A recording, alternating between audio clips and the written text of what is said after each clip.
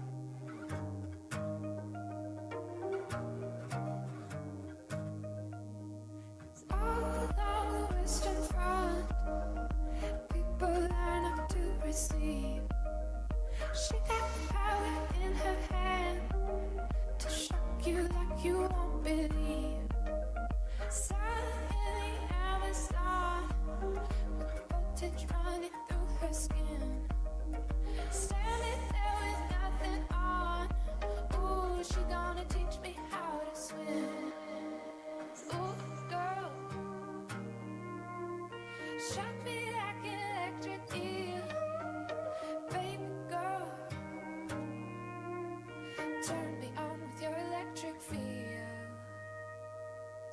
Electric feel.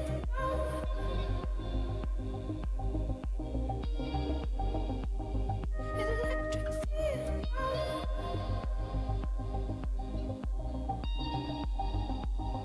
Electric feel. What you feel now? Electric feel. What you feel now?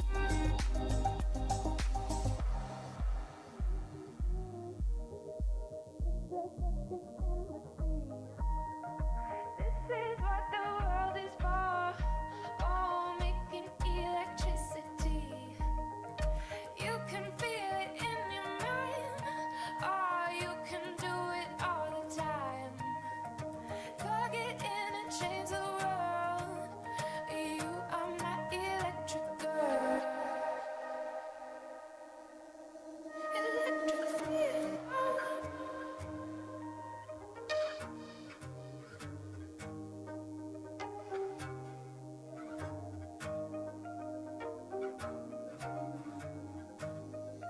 Electric feel.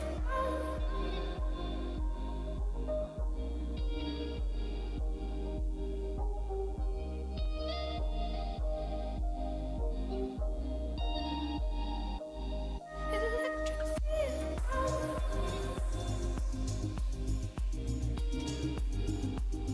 Electric feel.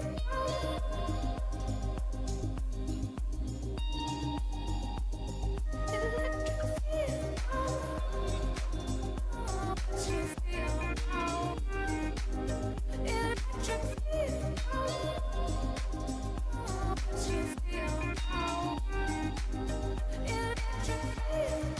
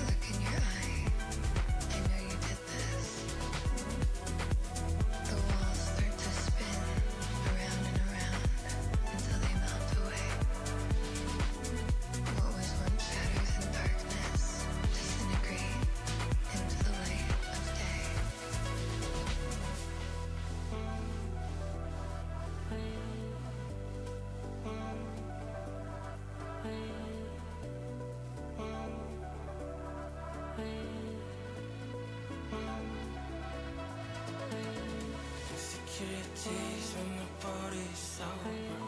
Give me something good, I'll let our thoughts be over. I'm in need of something strong to feel senses far away. He pours for ice, there's a fire blazing, spinning like a carousel, it's interlacing. Maybe you're the first to make me feel at home.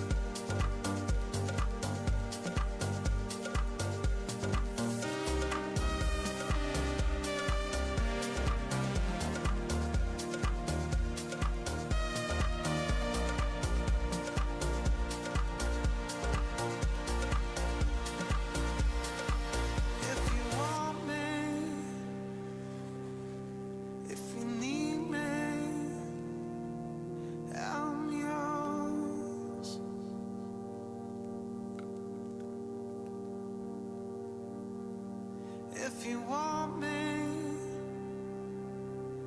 if you need me, I'm yours.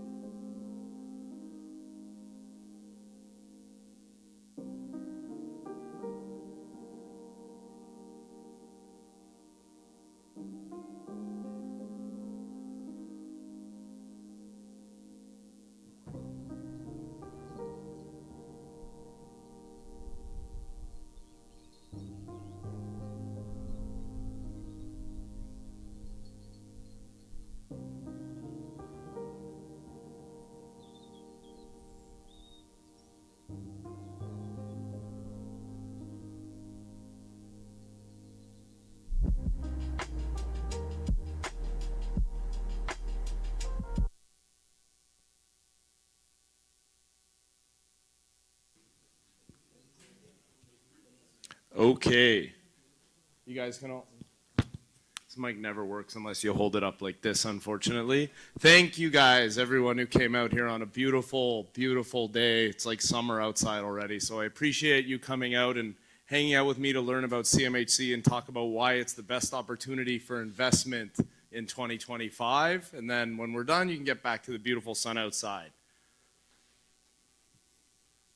Oh, the clicker doesn't work. That's good. Real estate is dead, right? Right now, nobody can sell anything. It's hard out there, whether you're a buyer, you've lost money in the last couple of years, you're a realtor, you're having the worst year of your career. Real estate is not dead. CMHC and the deals we're doing are putting money in the hands of investors right now, and they're putting money in the pockets of realtors right now. Since January of 2025, that is only 4 months ago, we have sold over $100 million of CMHC MLI Select product. Over 350 new units that will be built primarily in Edmonton and Calgary, Alberta. Not only are these units going to make the investors a lot of money, but a substantial portion of them are going to be rented below market rents, helping solve the housing crisis and provide affordability for average tenants, new Canadians, young professionals. So real estate is not dead. Whoops. Housing is in demand. You just need to know what the right products are, where to find them, and where to buy them. This phrase, Fries oder Stirb, it's a German phrase, and if you translate it to English, it means sink or swim. Real estate is dead. Do you want to sink or do you want to swim? We have to be willing to adapt in this marketplace. Things are not what they used to be. For 10 years, if you're a real estate investor in this room, you made money through buying pre-construction condos, flipping houses, buying a house, adding a basement unit, renting it out. And the market went up. All it ever did was go up. Everybody made money, right? You could not lose. Realtors made money selling them. Investors doubled, tripled, quadrupled their money. Everyone was winning. But we're in a completely different market now.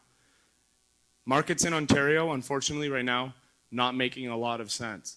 Traditional investing, the way you were taught to invest, of buying a single condo, buying a single house, renovating the basement, it's not working.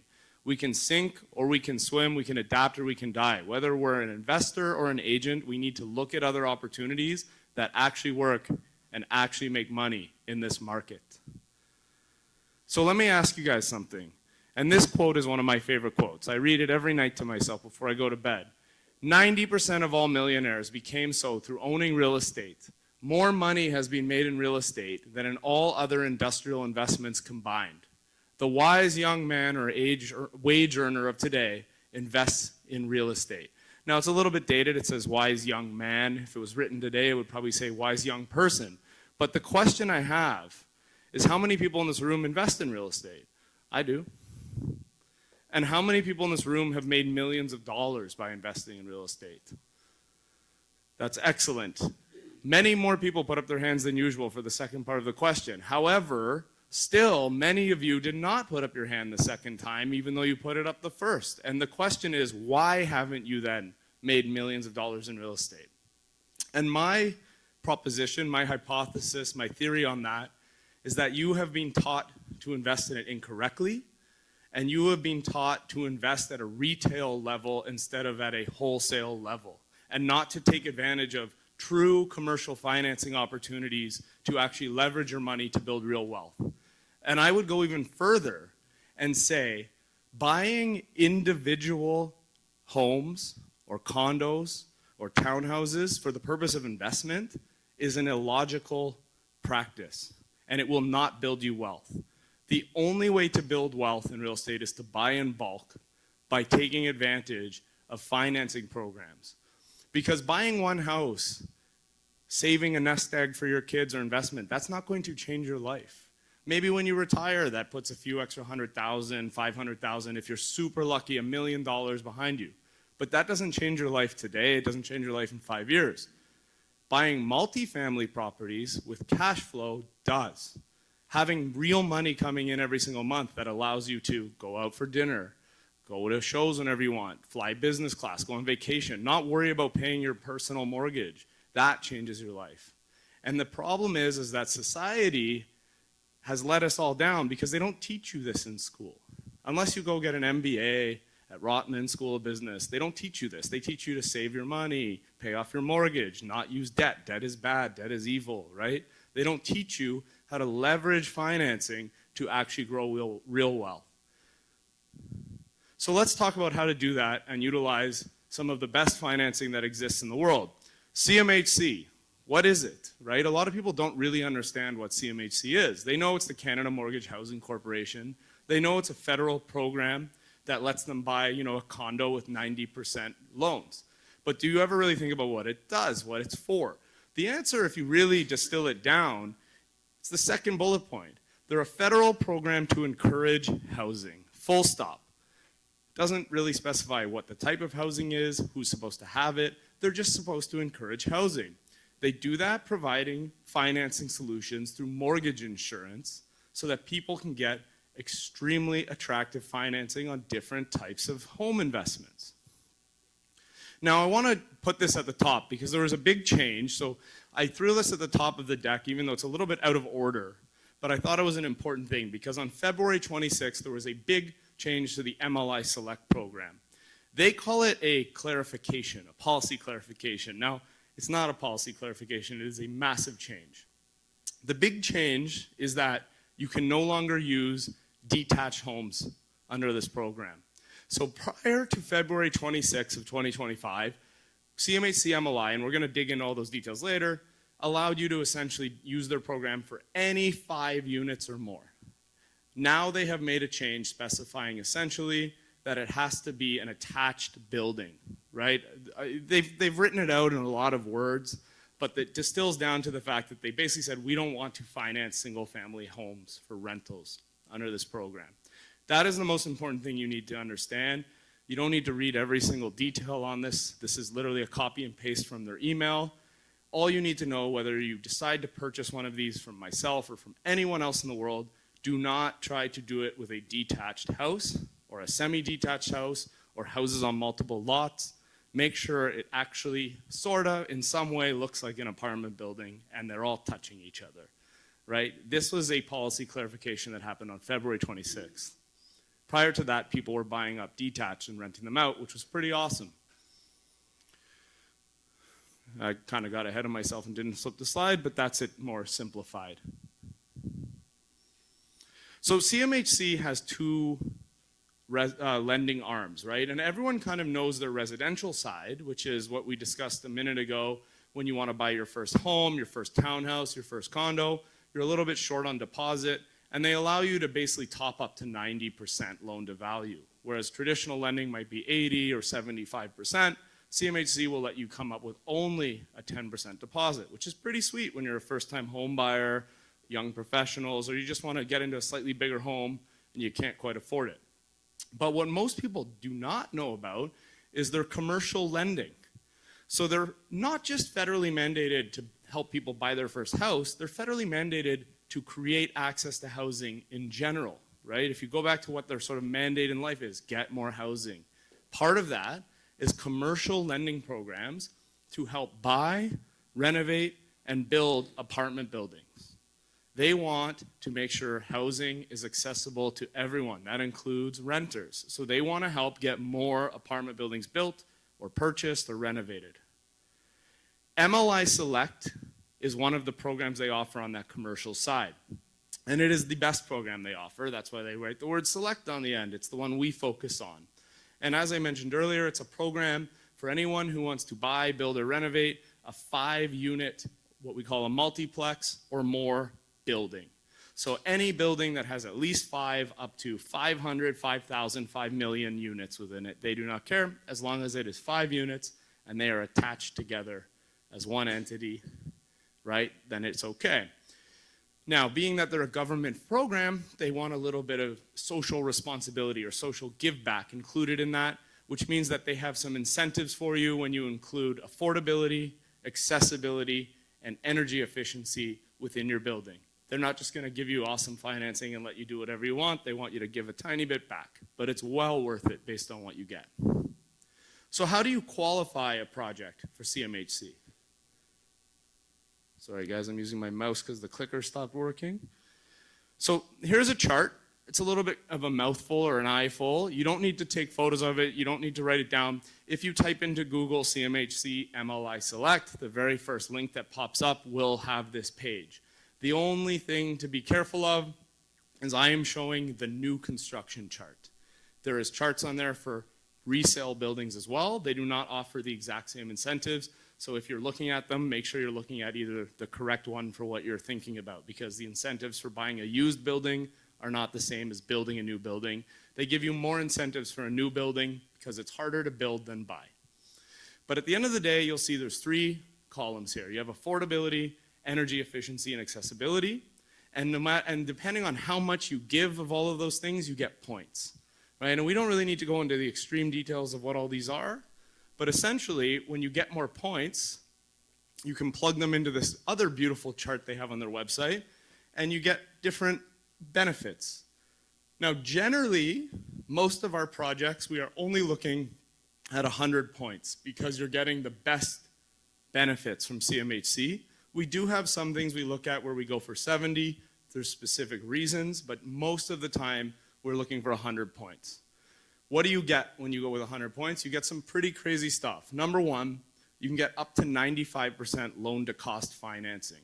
So to put that in real numbers, if you were buying a $2 million apartment building, you only need $100,000 of cash, potentially, which is pretty amazing. Because if you used $100,000 to buy a condo in Toronto, that would barely get you a $500,000 condo, which is what, a 1-bedroom, maybe a studio, depending on the area? Whereas that could potentially get you a 6, 7, 8, 9 unit apartment building that's going to be cash flowing.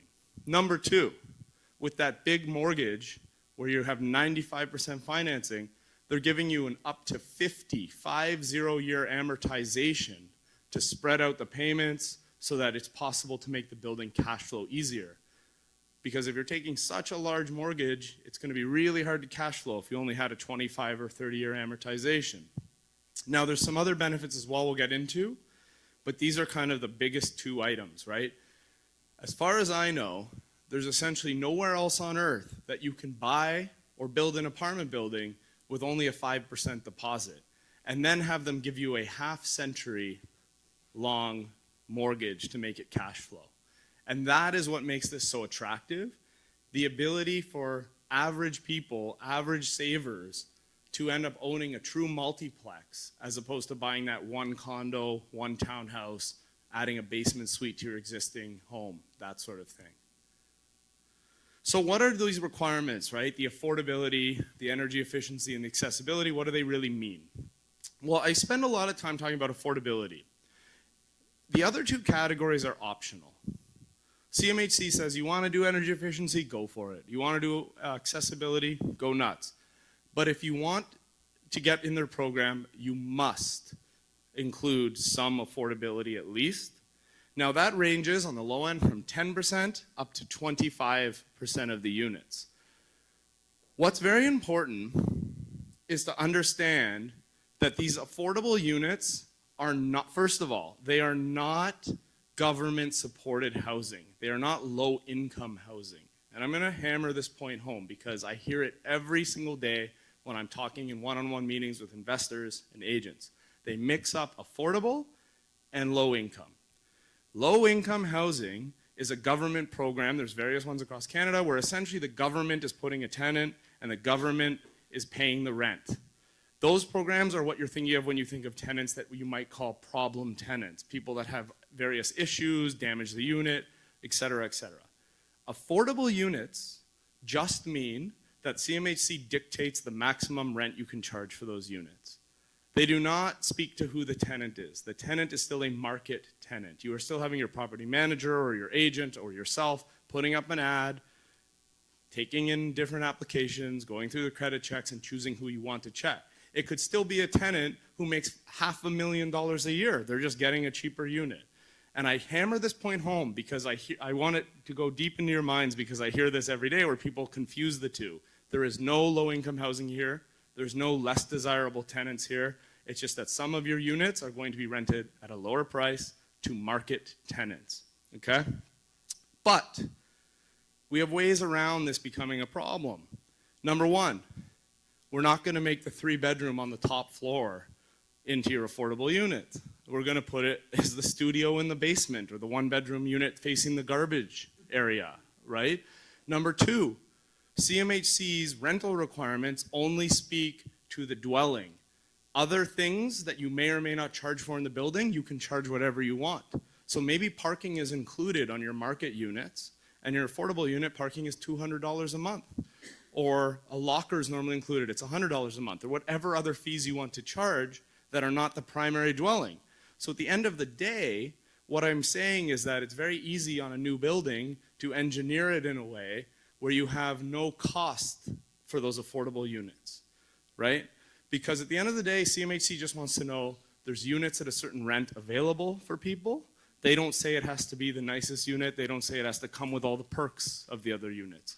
So it doesn't have to impact your cash flows.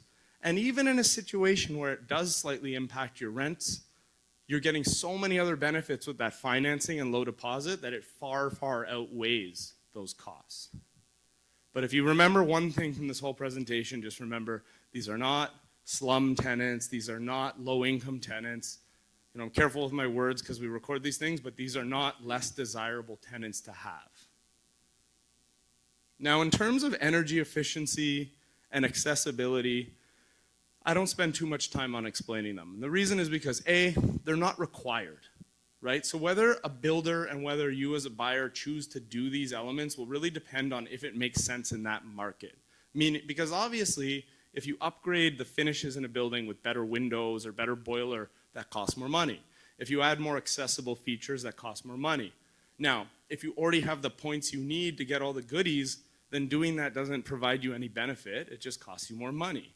And in terms of explaining what those features are, well, I'm not an architect, right? I know what a triple glazed window is. I understand a high efficiency furnace, but I can't give you the details of the building code, and nor do I really need to. If you decide you want to do these things, the designer, the architect, the energy consultant will just simply spec what you need and you price it out. And at the end of the day, basically they write a letter to CMHC saying, yeah, we meet this excessive code by 20% and we can get the points for energy efficiency.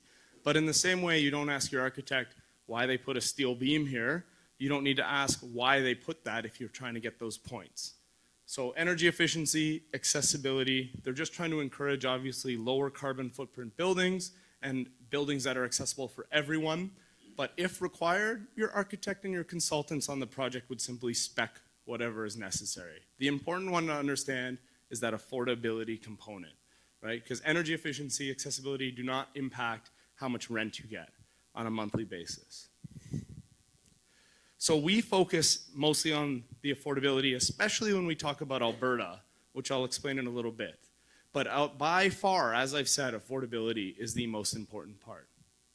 So what are these key benefits of MLI Select? As I said, you can get the 50-year loans, you can get the 95% financing, you get below prime interest. Right, last week we had CMHC MLI loans filling at 3.6% interest. If you show me where else you can get 3.6% interest right now, I mean, I don't know. There's nowhere else on the planet as far as I know, especially not in the United States where the interest has gone through the roof. But think about that. You're putting only 5% down, you're getting this super extended loan, and you only have to come up with a payment on 3.6, 3.7% interest rates. And that's a fixed rate. That's lower than you can get a variable rate as a fixed rate. The other amazing thing, you can get up to, I was just going to say, you stole my thunder, but it's okay. You can do 5 or 10-year terms, right? So they offer 10-year terms on these loans. Why would someone want that? Well, I'll give you an example that puts it in perspective. In 2020, the MLI Select rates were about 1.9 to 2.2%. Obviously, interest rates were super low back then. Take 10-year money. It's only 2025. Those people skipped mortgages going up to 7%. They slept well at night. very, very well at night. And even today, they're only halfway through their term. They still have 5 more years at 2% interest. So 3.6%, it's not 2%. But I don't know if we'll ever have 2% interest rates again. But 3.6 is still far below the 100-year interest rate average. If you can lock in money at 3.6% for 10 years, you will sleep very well at night, right? So why would you not want to do that? Now, obviously, if rates were higher today and you thought in 5 years they'll be down, sure, you know, gamble on 5 years. But when rates are so low and the buildings are cash flowing, having that 10-year window where you're not worried about what's going to happen with interest rates tomorrow, et cetera, gives you a lot of comfort and confidence. And CMHC offers this because they're not a bank. They're not a profit center. Their goal, their mandate is to get housing built.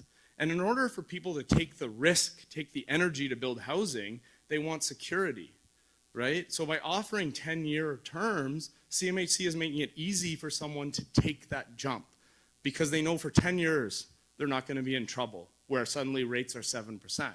But you say, what happens after 10 years? Well, by then, you will have paid off so much of the principal, and hopefully the building's gone up in value so much that you have so much equity there you can refinance and do whatever is necessary depending on current market conditions. But I mean, look, in any 10-year period, has the price of real estate gone down? It goes down over 2 years, 3 years, maybe even 5, 6 years. But I don't think there's a single 10-year period you can look at where real estate was lower after 10 years. So having that 10-year term makes extreme weight off your shoulders. You sleep well at night with a building that you know can cash flow for a decade. And that just means that you end up with high ROIs and positive cash flow. And how is it possible that they can do that and that we can ensure these buildings always have that? It's because we have a third party looking at this stuff. CMHC doesn't just take whatever we say and go, okay. Otherwise, I would send them proposals for 8plexes that are worth $50 million and take all the money and leave the country, right? But they don't do that. They have their own analysts, their own auditors that every file has to go to, and they have to say that it makes sense, right? They have to look at these numbers, look at your construction costs, look at your rents, look at your expected expenses on the building. They're going to compare it to real-world examples in the area. They're going to compare it to the appraisals that we get. They're going to compare it to their own data. They're going to compare it to the project across the street. And only if they are satisfied that these numbers make sense, that the project can carry itself, will they offer the loan. Otherwise, they're going to say, this doesn't make any sense, guys. So you have a third party reviewing this. It's not just Jake saying it or Ken or Darren saying it. It's a third party that's an independent bureaucrat who's not even financially motivated to give out the loan, telling you that they make sense. And what they want to see is this beautiful thing down here. Their minimum to qualify is 110% debt service coverage. So what is debt service coverage ratio? I have it down there at the bottom, DSCR. Debt service coverage ratio is very simple. It's what percentage your operating income is above your mortgage, right? So very simple numbers. If your mortgage was $100 per month and your operating income was $120 per month, that would be a 120 debt service because there's 20% more cash flow than it costs to cover your mortgage. Because this building has to be able to carry itself. It's not like buying a condo, it's not like buying a house. It needs to be able to pay for itself. They're not relying on you, they're relying on the building to pay for itself. So their minimum, what CMHC says is the bare minimum that they will apply is 110%. Generally, our projects are at least 115 or higher because I like to sleep well at night too, and I don't want people buying things if I worry about them, right? CMHC, who's pretty risk averse, says 110% coverage is enough for them because things go wrong. Look at Toronto. Rents fell substantially here over the last 2 years. Vacancies went up, right? So no one can predict the future. Markets go up, markets go down. You have a nice healthy buffer, 10%. Then if things move around, you're still in good shape. We personally aim for 115 plus. We have many projects that end up over 120, but anything over 115 plus is usually good and safe for me. And then every now and then you get projects that are higher, right? So what does that mean is that you should be leveraging these government-backed financing programs to maximize your investment.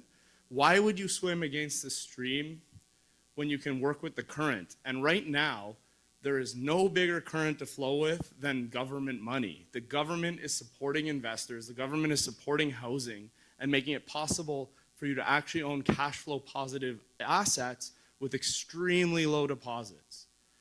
That's what I'm doing. That's what so many of our buyers have been doing over the last while. And the side benefit is you can say that you're actually helping because you're giving back through the affordable units or energy efficiency, etc. So here's a summary of what it is that we do. Because the question I always get after I give that explanation is, well, not as much anymore, because more people know this program. When I first started talking about MLI, people said, this sounds too good to be true. They literally said, it sounds like a scam.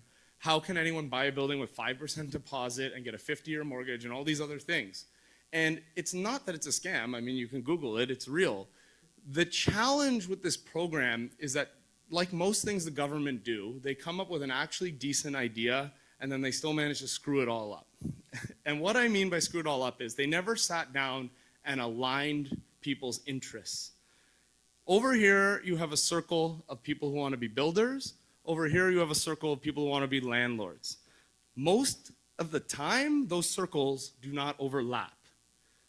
Being a landlord is a job for someone who wants passive income, right? Most of the time, why do people buy investment properties? Obviously, they want to build wealth, they want to grow for their future, blah, blah, blah, but they don't want a job out of it, right? They have a job.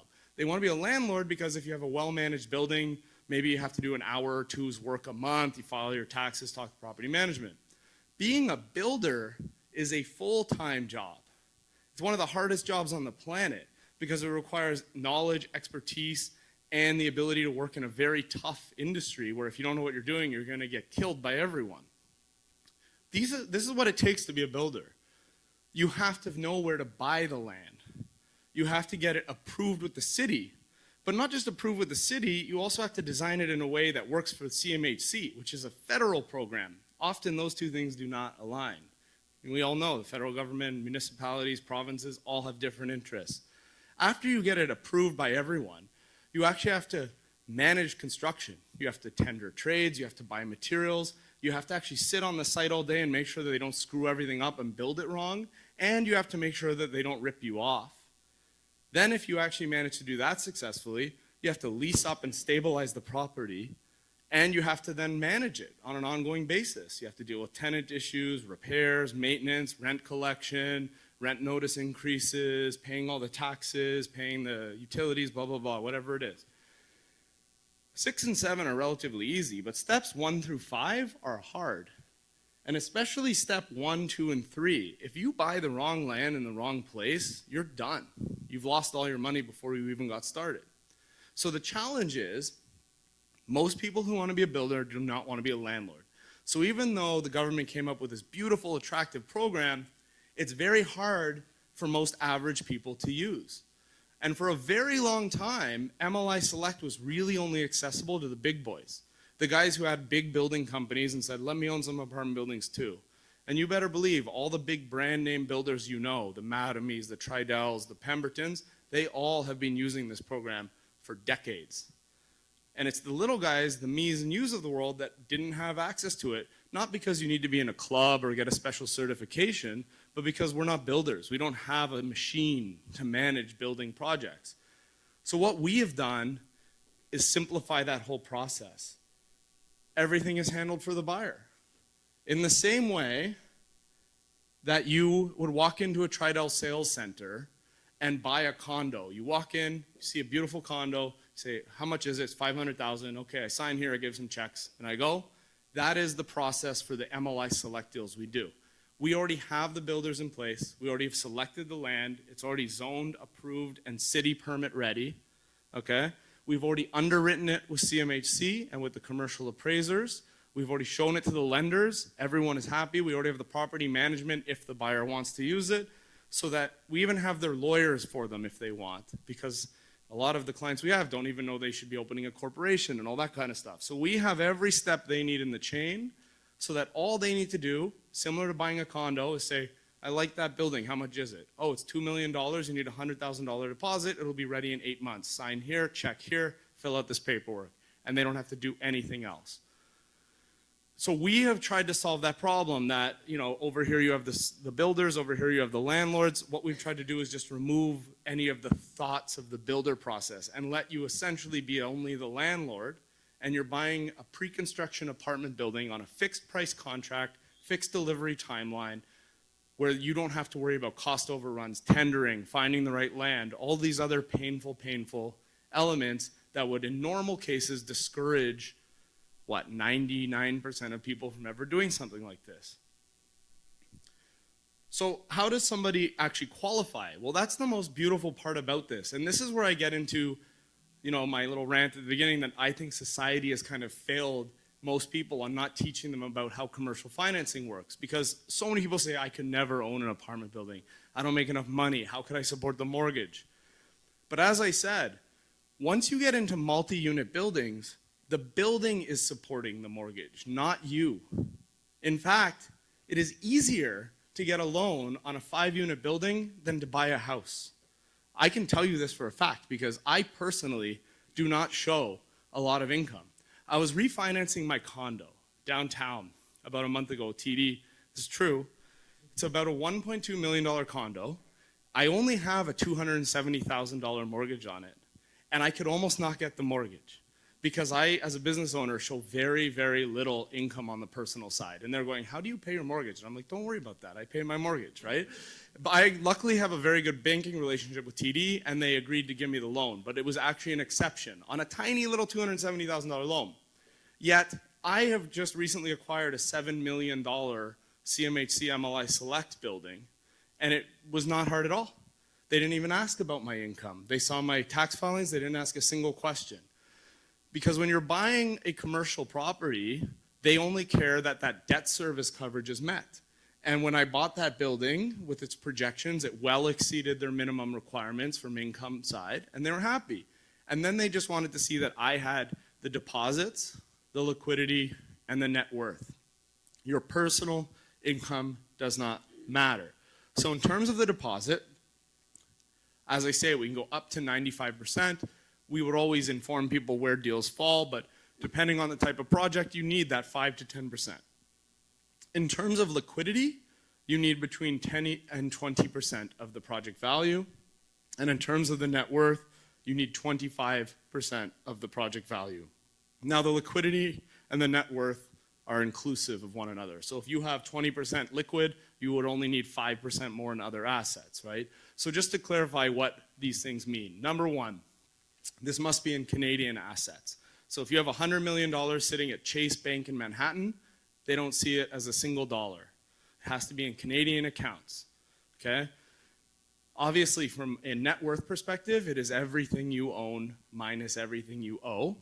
But CMHC looks at it very traditionally, so they're looking at, cash, stocks, bonds, gold, and real estate assets. If you come to them with a car collection, I don't care if it's the nicest car collection in the world, they're not really going to count it as anything. They're very traditional. We have one guy who's got like 50 million in Bitcoin, they count it as 0.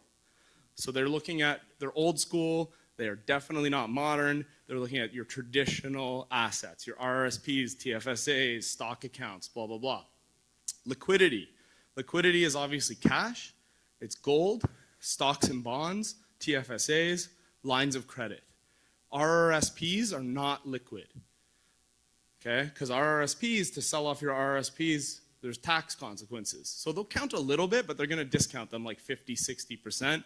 Better if you're not using them to qualify. They kind of look at that as a weakness. They don't like making people liquidate their retirement savings to buy apartment buildings, right? So make sure you can qualify without it. TFSAs are fine because there's no tax penalty. Lines of credit are liquid assets. You can think of a liquid asset as anything you can make money into money on the same day, essentially. Net worth, very simple. Everything you own minus everything you owe. You owe a house worth $1 million, or own a house worth $1 million, and you have a mortgage of $500,000, that's $500,000. Simple as that. The only star on that is they must be in Canadian assets. You can make $0 a year. We did an 8-plex a month ago with a retiree. They were all worried, I can't qualify. I literally filed a 0 tax return. I said, it does not matter. You have the cash, you have the assets, you have everything. You are fine. They do not care. You don't even have to have a great credit score. The minimum credit score is 630, which is pretty low. If your credit score is below 630, you probably have other problems. No offense, right? And even if you're below 630, you can make a good case and they might still accept you. But the point is, money talks at the end of the day. And that's why this is also an unbelievably good program for business owners. Because business owners like myself, we often minimize our personal income to minimize our tax burden, right? But then many times I talk to business owners who have issues getting mortgages because they have very low personal incomes. They only care about your equity. If you have the equity, they don't care about your income. If you have a very, very strong business, you can also use your business assets, right? If you have very strong accounts receivable or lots of cash in your business operating accounts, you might not even need to show them personal stuff. But the point is, you do not need to worry about income. So we'll take them at the end, but if it's a quick one. Yeah, so the question was, can you participate with a corp? We would only recommend buying with a corp, and I'll explain that in more detail at the end. But in terms of just a summary of that, essentially you have a government-backed loan program that can go up to 95% financing, 50-year AMs, up to 10-year financing, the lowest interest rates on the planet. You have a third party who's checking this stuff to make sure we're not insane, and you're getting fixed price construction. So how can you really lose on deals like this? It's kind of like playing the game with cheat codes on, like making your life easier. Obviously, nothing in this world is risk-free. If you want to be risk-free, go buy government bonds. But this is the best opportunity in real estate right now. But there's actually more to this program. And this is the part where I say you can build real wealth. Because if you think about it, and you look outside, there's all these apartment buildings, right? Like there's a few over there. And there's guys that own those, private landlords you've never heard of, not big public companies, but there's guys that own 100, 200, 500, 1,000, 10,000 doors. How do they get those? Do you think they just magically woke up one day and made $20 million a year, like they're a professional athlete or something? No. So how do people actually acquire massive amounts of real estate? It's through this. It's through refinancing. So pari passu lending. This is a Latin term. It means equal footing or same rate. So pari passu lending to CMHC means that they will allow you to place a second mortgage behind your first mortgage at the same terms as your first mortgage. So why is this important? Because the goal to build a real estate empire is that you need to get the equity out of your deals to buy more real estate. If you sell it, let's say you buy a building today, it's worth $1. 2 years from now, it's worth $2. If you sell it, you're going to be paying 25 cents in capital gains on that building. You're also losing the original asset. Not ideal, because now you sold that building, now you have $1.75, you got to go find another building, there's all these fees in transacting. It's very hard to keep building wealth.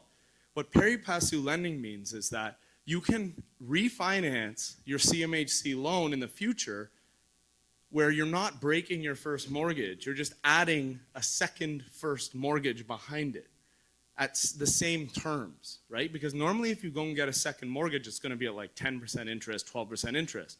When you extend your mortgage with CMHC, obviously the market has to go up, it has to make sense, right? And you have to get an appraisal, but assuming the market's up, you can essentially put a second first mortgage on your property that's still at bond rate interest, that still has the 50-year amortization, et cetera, et cetera.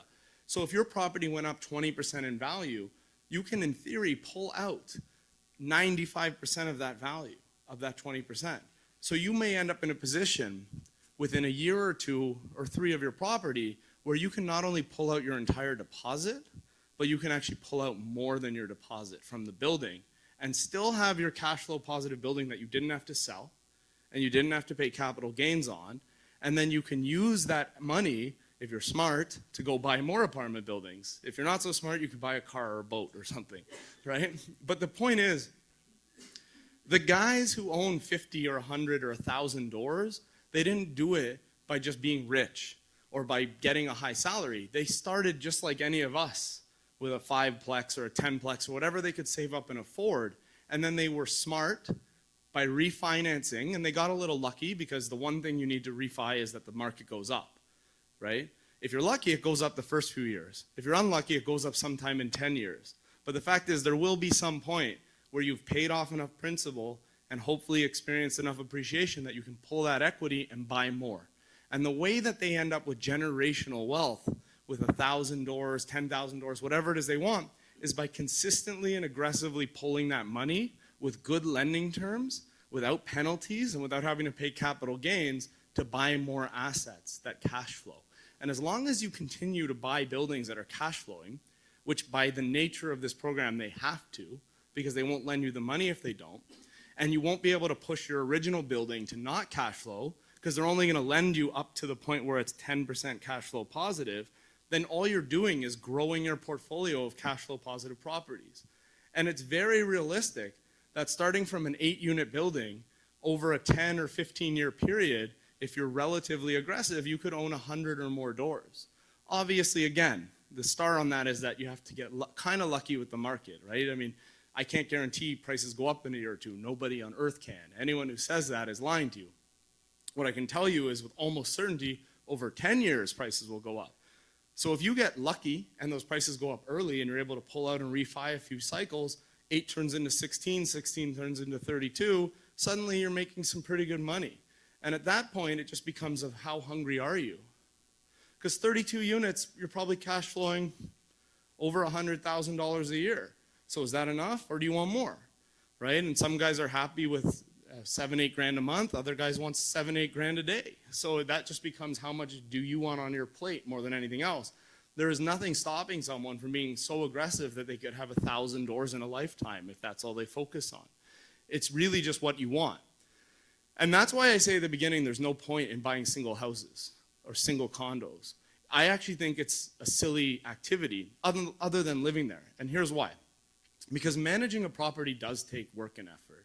These properties are fully managed, but it's still on your mind. It's still a business. It's still something you have to deal with. Don't be mistaken. There will come challenges and situations you have to deal with, just like any business. So why would you want to do all of that for one little house? If it's basically the same amount of work, if you still have tenants, you still have to pay your taxes, you still have to file whatever, do your financials, deal with the bank, blah, blah, blah, refinance every now and then, and you're doing it for one house, why? Just take that money and put it in an investment fund and don't have to do anything and just get a check every month. If you're going to go through all the pain of being an entrepreneur in real estate, you might as well do it to make enough money to impact your life, right? And if you do this where you refinance an 8 into a 16 into a 32, then within a 10-year period, you've actually made a substantial difference to your life. Because if that turns into $100,000 a year in cash flow, if you're a guy who makes $100,000 or even $200,000 a year in the first place, you've doubled or even gone up your income 50%. $100 grand a year for doing nothing other than filing some taxes is a lot of money, right? So my point is, there's literally no point in buying single houses because it's the same amount of work, 99% is owning an 8-plex, but an 8-plex is actually going to generate cash flow, and it's actually going to put you in a position where you have an opportunity to turn it into 16 or 32 or 48 doors over the long run, which is now the point where you can say, hey, I'm going to go on a 3-week trip to Europe or whatever. I'm going to buy that fancy car I want or whatever it is because you have substantial passive income coming in. I didn't go to the next slide, but essentially you can end up owning the buildings with 0 down and refinancing and refinancing. So it's like playing that game with cheat codes. And that is how the rich have gotten rich. And I can tell you a real world example of that as well. He's a personal friend. He probably doesn't like that I tell the story, but I tell it every single time. He's an Italian guy who came here in the 1970s. He never even had an education past grade 7. He came here, barely could speak English, started working as a construction guy in concrete forming, which is a brutal job, brutal job. Anyway, he was good at construction. He saved up some money. He understands how to fix things up a bit, and he bought a very rundown little 6-plex in the Niagara region in the 70s, okay? Today, if you look him up, it's called Panoramic Properties. You can look him up. His name's Angelo Butera. And the last time I checked, he has about $2.1 billion of apartment buildings across Ontario. He's the largest land. He basically owns half of the Niagara region and a lot of Sudbury. So he has a grade 7 education, He came here with $1 in his pocket, could barely speak English, and he started by fixing up an old sixplex and then leveraging that, buying more and more and more and more. And as of 2025, he's a billionaire, a legit billionaire. So not everyone needs to be a billionaire, but the point is that if you want to aggressively refinance properties, you can go as far as you want. And you don't need an MBA. You don't even need to be able to speak English, right? It's really just how aggressive you want to be. So let's talk about why this works so well in Alberta.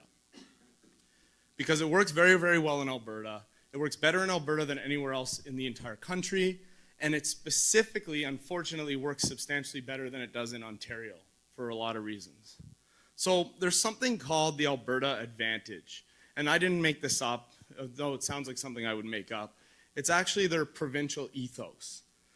So about 10 years ago, Alberta recognized that they are obviously a massively wealthy province because of oil and natural resources, but they also recognized that over the long run, oil would become a declining part of their economic outlook because, you know, social pressures. We're trying to move away from oil and all buy Teslas. So what did they do? They said, let's make it attractive for businesses to come here. Let's reduce red tape. I know these all sound like slogans, but let's reduce red tape, reduce taxes, make it easy to do business, and diversify their private sector away from a resource economy. And it worked. Over the last 5 years, technology has grown 54% as their GDP in Edmonton, right? There's a massive amount of high-paying jobs in tech, AI, IT, all moving into Alberta because, number one, as an employer, it's easy to do business there. They have low taxes, they have low regulations. You want to build a new building? Done, built. And as an employee, they have the lowest cost of living in the country, both on the personal side and on the government and taxes side. They have the lowest corporate taxes, they have the lowest personal taxes, they have the lowest cost of living, essentially. Most recently, Kevin O'Leary landed the world's largest AI data center, which is coming to Edmonton. It's a $70 billion project. It's the largest on the planet, right? And honestly, how often would you think you would hear largest AI data center, Edmonton? You'd be thinking maybe Texas, maybe Taiwan, Japan, something like that. So why is it coming to Edmonton? Well, data centers need two things. They need cooling and they need energy. Edmonton is cold and they have lots of energy, right?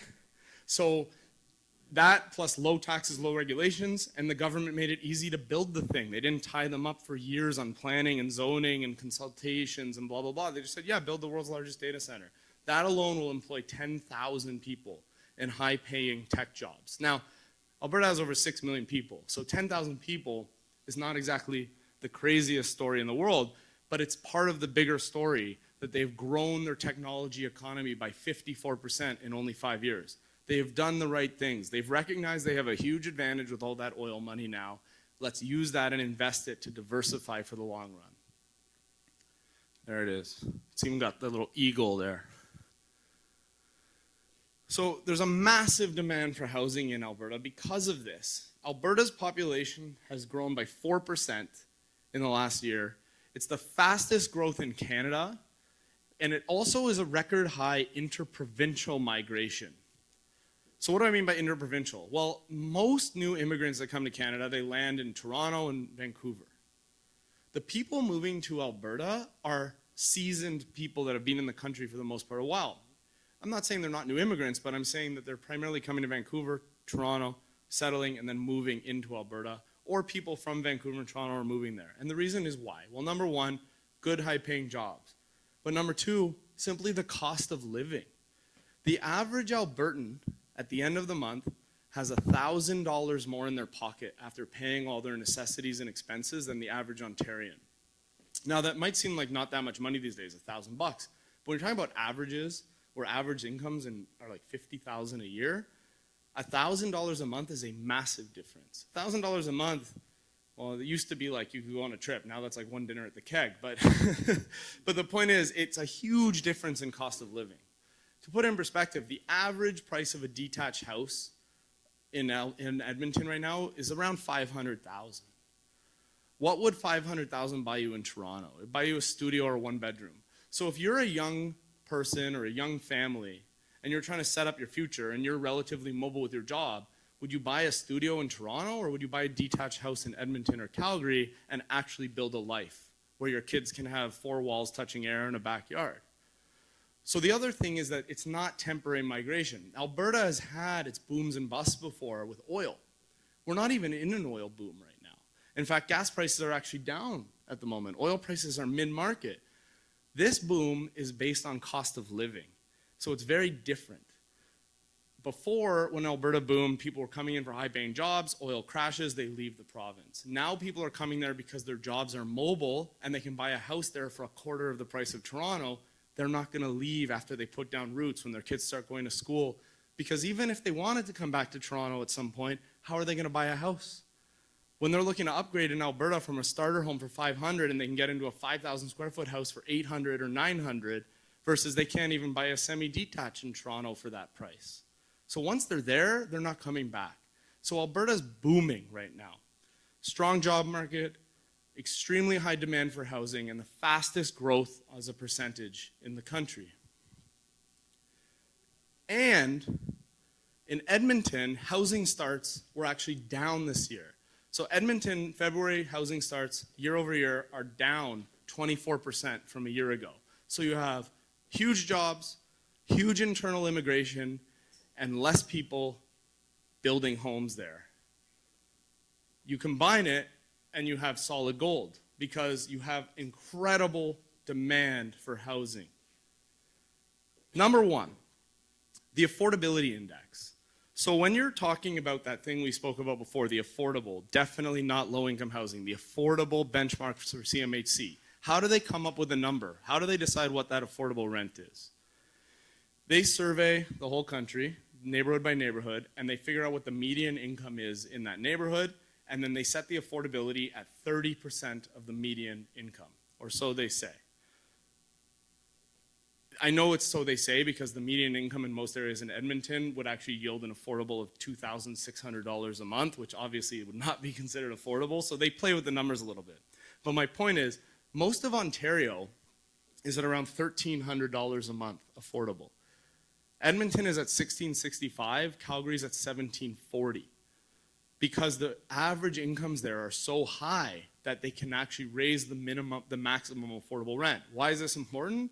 Because affordable rents obviously impact your cash flow as a building owner, right? If they had it at $1,300 a month, that would kill you. That would kill your returns. But they have such a high affordable rent there that it's actually above the market rent for a basement apartment. What does that mean? That means there's no penalty.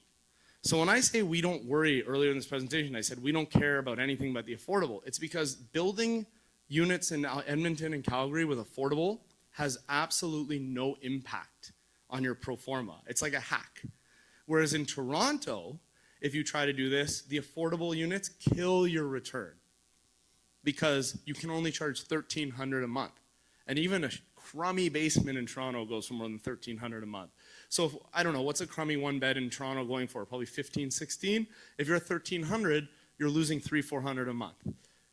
But in Alberta, a nice basement might go for $1,450 on the open market. So you actually have $200 of headway there where even if rents go up over the next year or two, you're still at market rent and you're not being penalized. So it's a massive, massive advantage for the landlord. The other big element, and this is an element that's been getting a lot more attention in Toronto lately, is much lower cost of actually building there. Number one, there is no land transfer tax in Alberta. Toronto has land transfer tax. Ontario has land transfer tax. That's 2 land transfer taxes. What you don't realize is land transfer tax is a massive parasite on construction because it's paid 2 times. When a builder buys land to build on, they have to pay land transfer tax. And then when they sell you the building, you have to pay land transfer tax. So you're paying 2 land transfer taxes just to have a new building built in Ontario. It's not fair. It's not a pass-through tax like a sales tax. You're getting double dipped. And then if it's in Toronto, that's a double-double. You pay 4 land transfer taxes when you buy a new building in Toronto. That should make you upset, and yes, you should write to Mayor Chow about it. Okay? Alberta does not have development charges. Can anyone guess what the average development charges are on a condo in Toronto? $150,000. $150,000. You buy a $500,000 condo. $150,000 of that is just going to Olivia Chow so that she can waste it on renaming streets. There's no meter hookups. There's no parkland dedications. None of the crap that you pay for in Ontario exists in Alberta. Give or take, 95% of the cost of a building in Alberta is building the building. In Toronto, it's 65 to 70%. The other 30% is taxes and fees. If you're trying to make a building cash flow, I cannot rent a tax or a fee out. I can only rent square footage. So you are at an unbelievable disadvantage when 30% of your cost is just fees versus 5% or less. Not just that, but they also just approve projects faster, right? Like I can go a million details. Generally, you can take a raw piece of land and have it approved in Edmonton in 90 days, whereas you probably hear stories about fighting the city for years here. That all just adds costs and costs and costs, right? So number one, Alberta is beautiful because there's a high demand for housing and it's cheap to build there and you have a high affordable index. You also have very landlord-friendly regulations. There's no rent control in Alberta. Security deposits are legal. That is a very big thing. You can also do things like enforce pets. So it's illegal in Ontario to prevent someone from having a pet in a rental, unless it's a condo and it's in the condo bylaws. Even if you put it in your lease, even if you say no pets, doesn't matter. They can show up the very next day with a pet. Can't do shit. In Alberta, you can literally evict them for having a pet if they said no pets, or better yet, just charge them an extra $100 a month or whatever you want to charge them. Essentially, for the most part, in Alberta, it's like a commercial lease. Whatever you write in the paperwork, if everyone agrees, is basically legal. A security deposit is such a big deal that people don't understand. Almost every district in North America has security deposits, but not Ontario. Right? God forbid you can actually protect your asset. One of the biggest costs, I own 2 buildings in Toronto. One of the biggest costs under my repairs and maintenance is just unit turnover. When a tenant leaves, we say they're supposed to leave it in, broom swept condition, fill all the holes in the wall, blah, blah, blah. They never do. You know why they don't? Because there's no consequences. I could technically take them to the landlord-tenant board. Costs $186 to apply. I won't get a hearing for a year. I don't even know where they live now anyway to try and force them to show up. And if I get a ruling for the $100 maid fee and $200 repair, so now I've wasted a year to try and collect $300, and if they don't pay me, so what? I'm going to go to small claims court for it? There's no enforcement. I'd have to take them to small claims. So generally, you just write it off as a cost, right? It costs you $500 to turn over the unit. In Alberta, if they leave it messy with holes in the wall, you send in a guy and you take $500 off their security deposit. But I'll tell you what's amazing. Turns out when people have consequences, they don't leave it messy. They don't not fix the holes in the wall.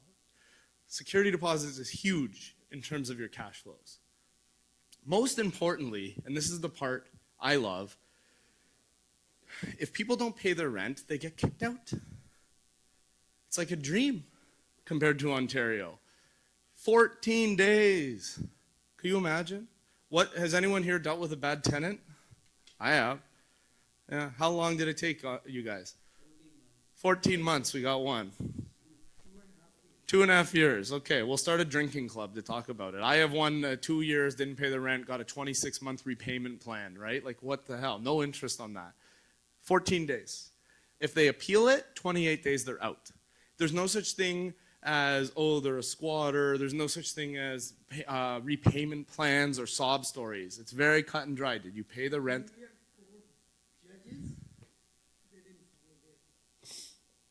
For your deal? Yeah, exactly. Mm-hmm. Yeah. Yeah. Exactly. It's lawlessness in Ontario right now, and it's unfortunate because it's hurting investment. I'm diverting everyone to Alberta. Why would you want to invest in a place where you have no property rights? I don't need, to have crazy control over a tenant, but if someone doesn't pay their rent for a year, they should not be allowed to continue destroying your home. Period. In Alberta, it is fair. If someone cannot pay their rent, they are kicked out. Period. Simple. The only acceptable reason for appeal is that they actually paid their rent and the landlord is lying. That alone should be the only reason you don't want to invest in Ontario right now. I have people approach me almost every day. Let's do this in Ontario. Let's do this in Ontario. I say, I'll sell them in Ontario if people want them. But why would you want to put yourself in that position? I'm selling my buildings here to buy more in Alberta. My buildings here make money. I just don't want to deal with Ontario tenants anymore. The system is too broken. So it's a magic formula there, right? You don't have 14 months, 2.5 years, any of that. You have strict tenant laws. You have lower delivery costs. You have MLI Select financing that works because there's a high affordable index. It means you have stable, high cash flows with very low deposits. And cash flow is king at the end of the day. And that is really what the Alberta Advantage comes down to. It's not what they meant by Alberta Advantage, but it's definitely what we mean by the Alberta Advantage. So the other important thing to understand is how long will this opportunity exist, right? Every day, MLI is in the news more, and CMHC in the last 2 years has lent more money, or insured more lending, sorry to correct myself, insured more lending than they ever have before. Everybody is now doing this because it's pretty much the only way to invest in real estate profitably right now. And as more people do it, just like anything else, two things are happening. Number one, the returns are going down because if you have more people all rushing in to buy, they push the prices up. Markets are very efficient. If the returns are too high, more people come in, they drive up the price. It's not me being greedy. People selling the land raise the price, the trades raise the price, the suppliers raise the price of materials. That's just natural market forces. Number two, the regulators continue to tighten things and the lenders continue to tighten things. We already saw CMHC cut out the detached homes. That was an absolute cash cow for years. We're already seeing lenders not wanting so much to look at the smaller projects anymore, not because there's anything wrong with them, but because there's so many people applying to the program now, they'd rather lend to the bigger projects. Because if you're a lender, would you rather do 2 loans at 5 units each, or would you rather do 1 loan for a 10 unit? It's the same amount of work, you make more money on the 10 unit, right? So everything is working for us to make money, but the writing's on the wall that the going will not be this good for a long time. And that's why I'm buying as many as I can now. Well, we have low interest rates, we have fair regulations, and while the prices make sense. And I'm dead honest with you. The deals we have today are not as good as the deals we had 6 months ago or 8 months ago. And the deals we have 6 months from now probably won't be as good as the deals we have today. Just because by people investing and buying, they're pushing up the price. They're still very, very good. They're just not as good. So the longer someone sits out of this market, the more chance they have of just missing out on the market, right? And I'm not like a buy now or you're gonna miss out. It's just simple facts. The average return cash on cash has probably dropped about 2 or 3% since a year ago. Still very high, and I'll show you some examples, but it will continue downwards. And some of those things are outside of our control. Just to give you a random example, framers in Alberta a year ago were charging $7 per square foot. Now they're charging $15 per square foot. That's a doubling in the cost of your framing. Why are they doing it? Because everyone's building. They can choose, just like how framers in Toronto did that a few years ago, right? All of those materials, all of those costs. The tariffs as well, not a huge impact because a lot of stuff is actually made in Canada, a lot of building materials, but there's definitely some impact on the cost of building. All of those things lead to a slightly lower return, and over time that will continue to degrade. It's still above average in the market, but times are better now than they will be 6 months from now. And that's why, again, I'm buying as many of them as I can now. Today it works, tomorrow it doesn't, right? So you got to decide what it is you want out of your 2025. Whether you're a realtor here, whether you're an investor here, you can sink or you can swim. And while many people are saying from a realtor's perspective that they're having the worst year they've ever had in real estate, I can confidently say that our team is having the best year we've ever had. And as an investor side, a guy who's buying apartment buildings right now and buying pre-con when everybody else is saying, I'm not interested in real estate, I'm scared of the market, I'm also having the best year I've ever had. People always say buy low and sell high, but then they line up to buy when it's high and they run away to buy when it's low. I don't know. People do what they do. So the other exciting thing, as much as I shit on Ontario, we do have our first ever Ontario project.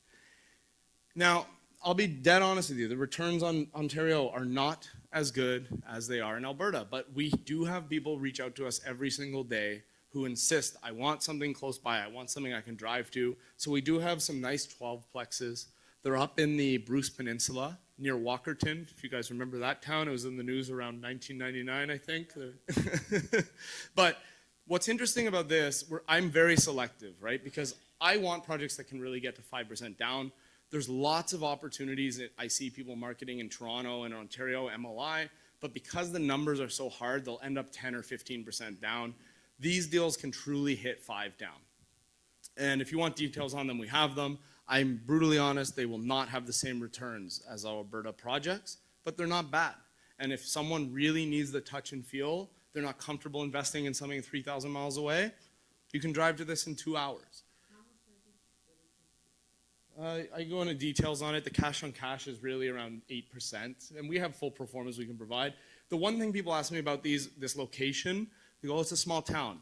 The Bruce nuclear power plant is getting the Phase C enlargement. It's the first new nuclear project in Ontario since like the 70s or 80s, and it's a massive multi-billion-dollar thing. They're adding a ton of new reactors there. It's the first time we're building new nuclear reactors in 30 years in this country. It's a good thing. We need more of them.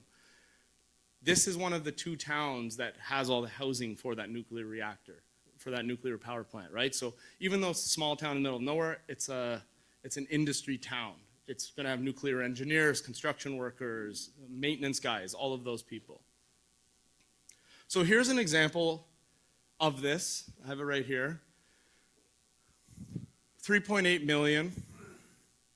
Your deposit on this project is about $190,000, and this is a 12-plex.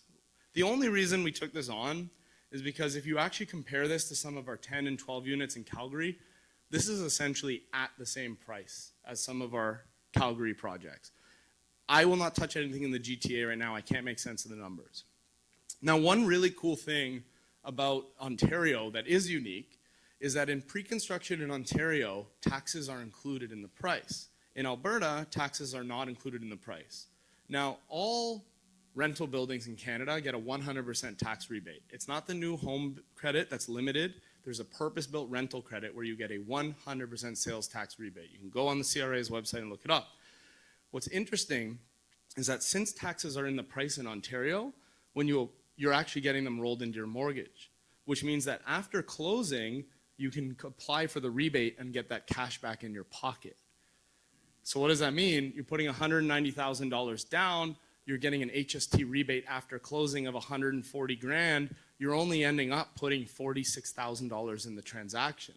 This is the one thing that makes Ontario kind of attractive. You can't do this in Alberta because they don't include the tax in the price. They add it as a separate line item. So they don't mortgage the tax because since there's a rebate in Alberta, we just don't charge the tax.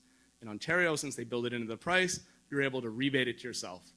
Now, in reality, you have more closing costs in Ontario. You have land transfer tax, all these other things. So that rebate will cover that. You'll end up with a little bit more in the deal, but it's very, very attractive that when all is said and done, you end up owning a $3.8 million building with only about $50,000 in the project.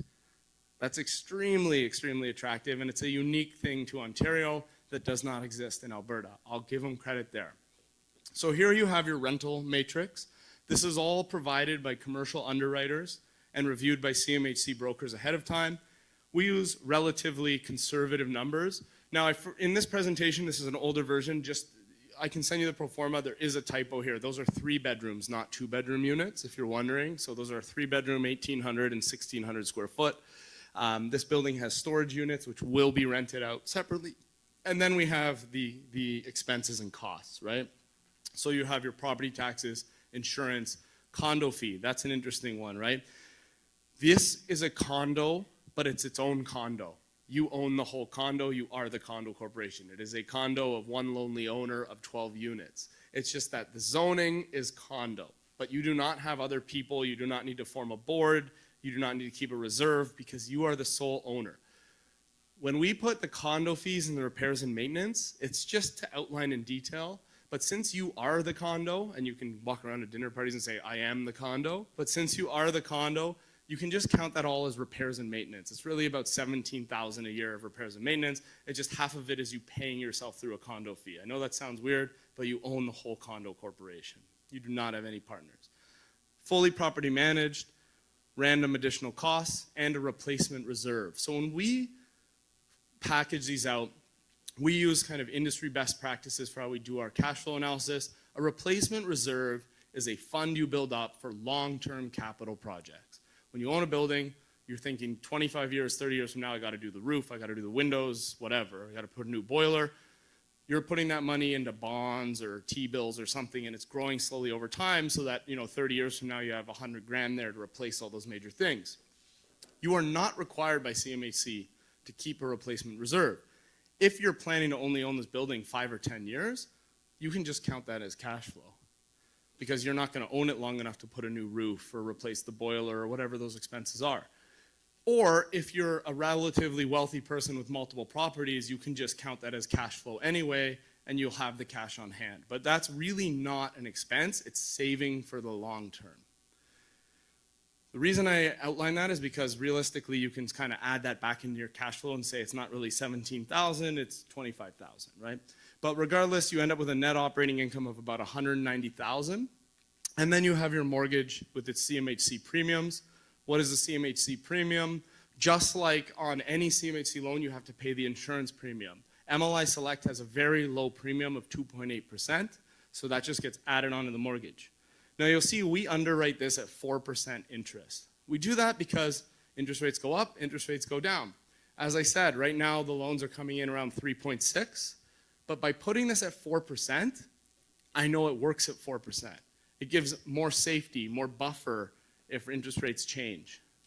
Now this is abridged to fit on our slide, but we actually do a full analysis below on the full page of what happens if rates change, if rents change, et cetera, how much safety margin do you have in that deal. End of the day, you end up owning a building where after rebates, you have around $50,000 in the deal, and you're cash flowing $17,000, which is a 37% cash on cash return post rebate. Even if you backed out the rebate, it's still a 10% cash on cash return. If anyone here can show me where they can get a higher cash on cash return, remember, that's after you pay the mortgage, that's after it's fully property managed, that's after you actually budgeted for all your expenses and budgeted for repairs in the future, which when most people brag to me about their apartment buildings, they're not including any of that stuff. In reality, these numbers should be lower because this is just using worst case scenarios, right? I mean, if you can get better rates on repairs and maintenance on a brand new building, all those sorts of things. But if you can show me where after rebates you can get a 30+% return, or pre-rebate you can get a 10% plus return, I'll buy today. Because even, and this is Ontario where the numbers are not as good as Alberta. And that's why I say these things are unbelievable, right? That's why I buy these, because there's nowhere else on earth you can get this kind of return. Maybe when you do private lending, you can get 10, 11, 12%. But when you do private lending, you don't also own the building.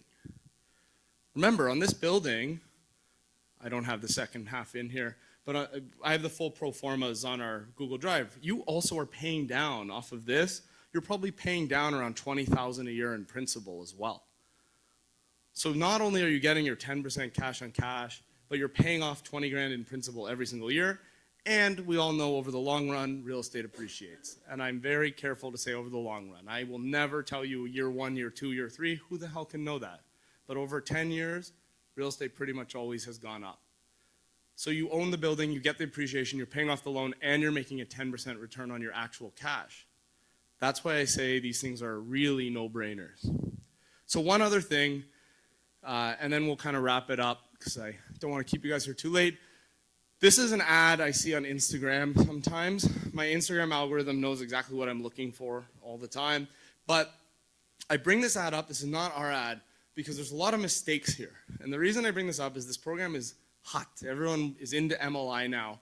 And I just want to caution you. I will always do my best to be as clear, transparent, tell you all of the positives and negatives and the realistic outcomes of things.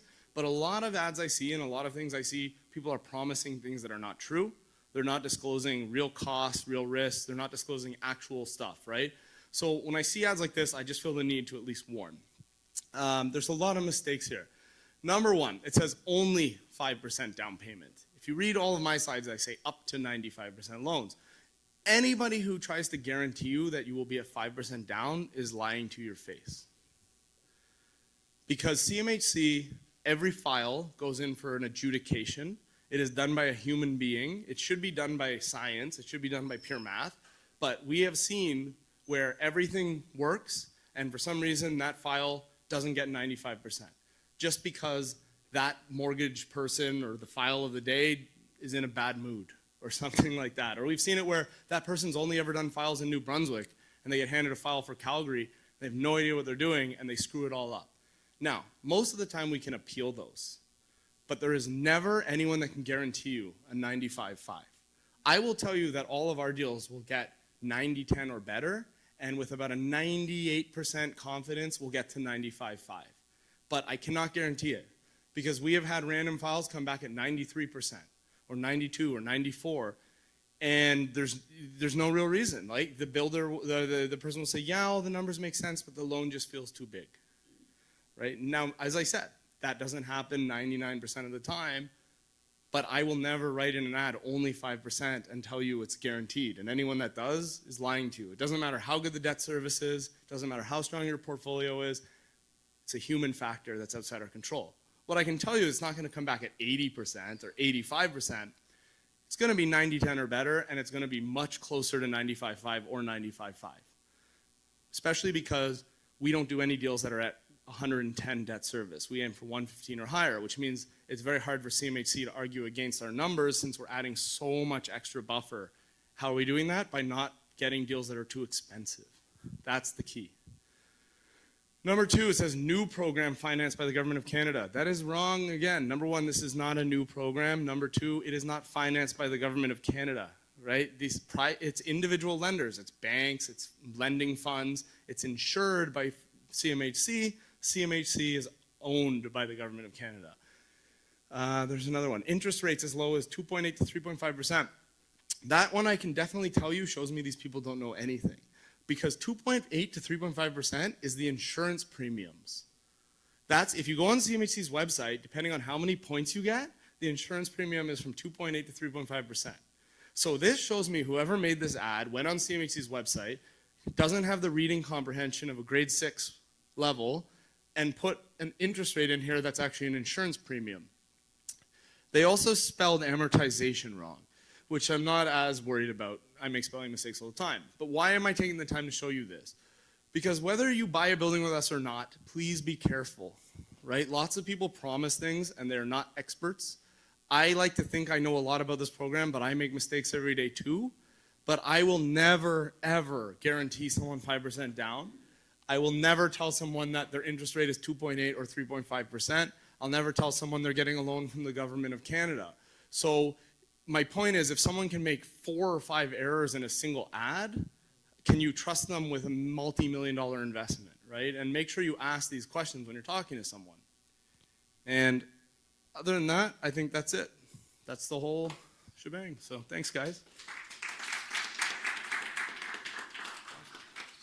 And if anyone has any questions, I can try to answer them.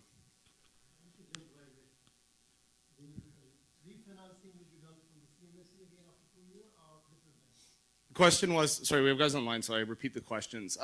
Will the refinancing be done through CMHC? Yes, it needs to be done with CMHC because otherwise you'd be having to break your first loan. And just like any other loan, that'll come with penalties. So the reason that you can do pari passu lending, you're getting an insured loan, it's still gonna be with a lender, right? And most times it would probably be with the same lender that did your first mortgage to keep it clean and simple. Yes?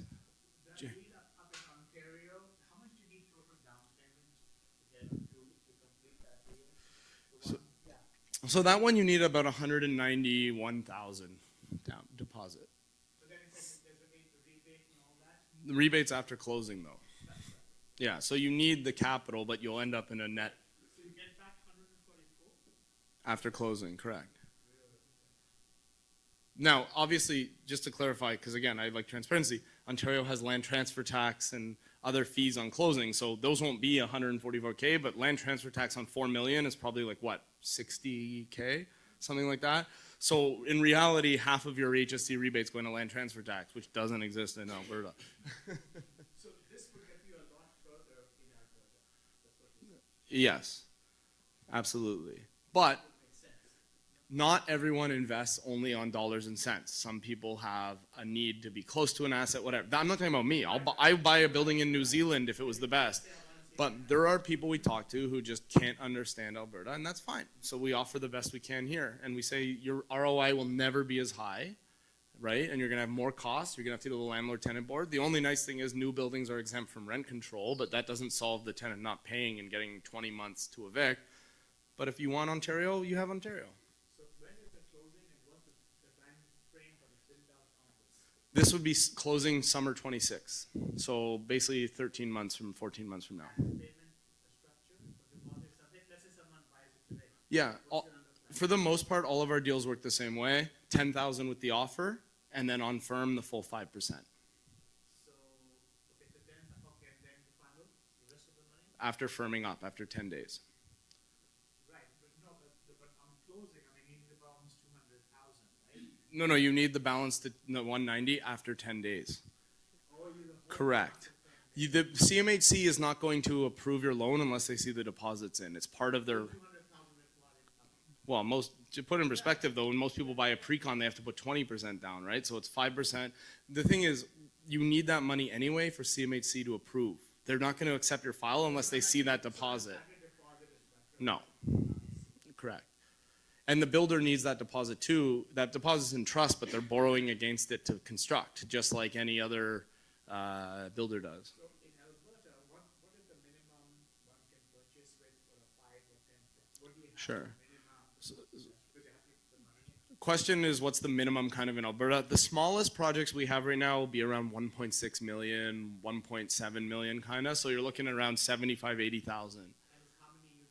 That would be like a 5 or a 6. And what would be the, like, what would be the, on that return on a yearly basis? You're asking how much I can memorize? Yeah, I mean, like on a building like that with 80,000 down, you're probably cash flowing like 12 to 14,000 per year, something like that. Right, and again, we have them all in our Google Drive. You can review them all.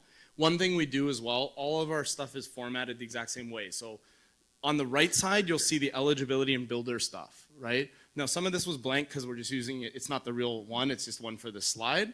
But a couple important things. We'll always show how much net worth, liquidity you need, what the deposit the builder wants is, because sometimes the builder actually wants a different deposit than CMHC for their own security. Because, you know, if you're a builder and someone only gives you 5%, what if they just walk away? So most of our builders are good with 5. Some people want 7.5 or something, but we'll always show that. And then we'll have the delivery timeline there as well. And then down the middle is where you'll have kind of the purchase price, any other fees, rebates, etc. But most of these deals will all be within 1 year. Most of them are like 6 or 7 months to complete. Yes.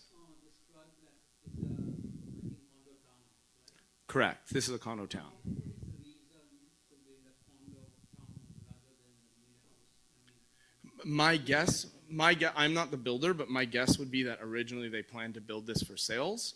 So they did it as condo for the zoning.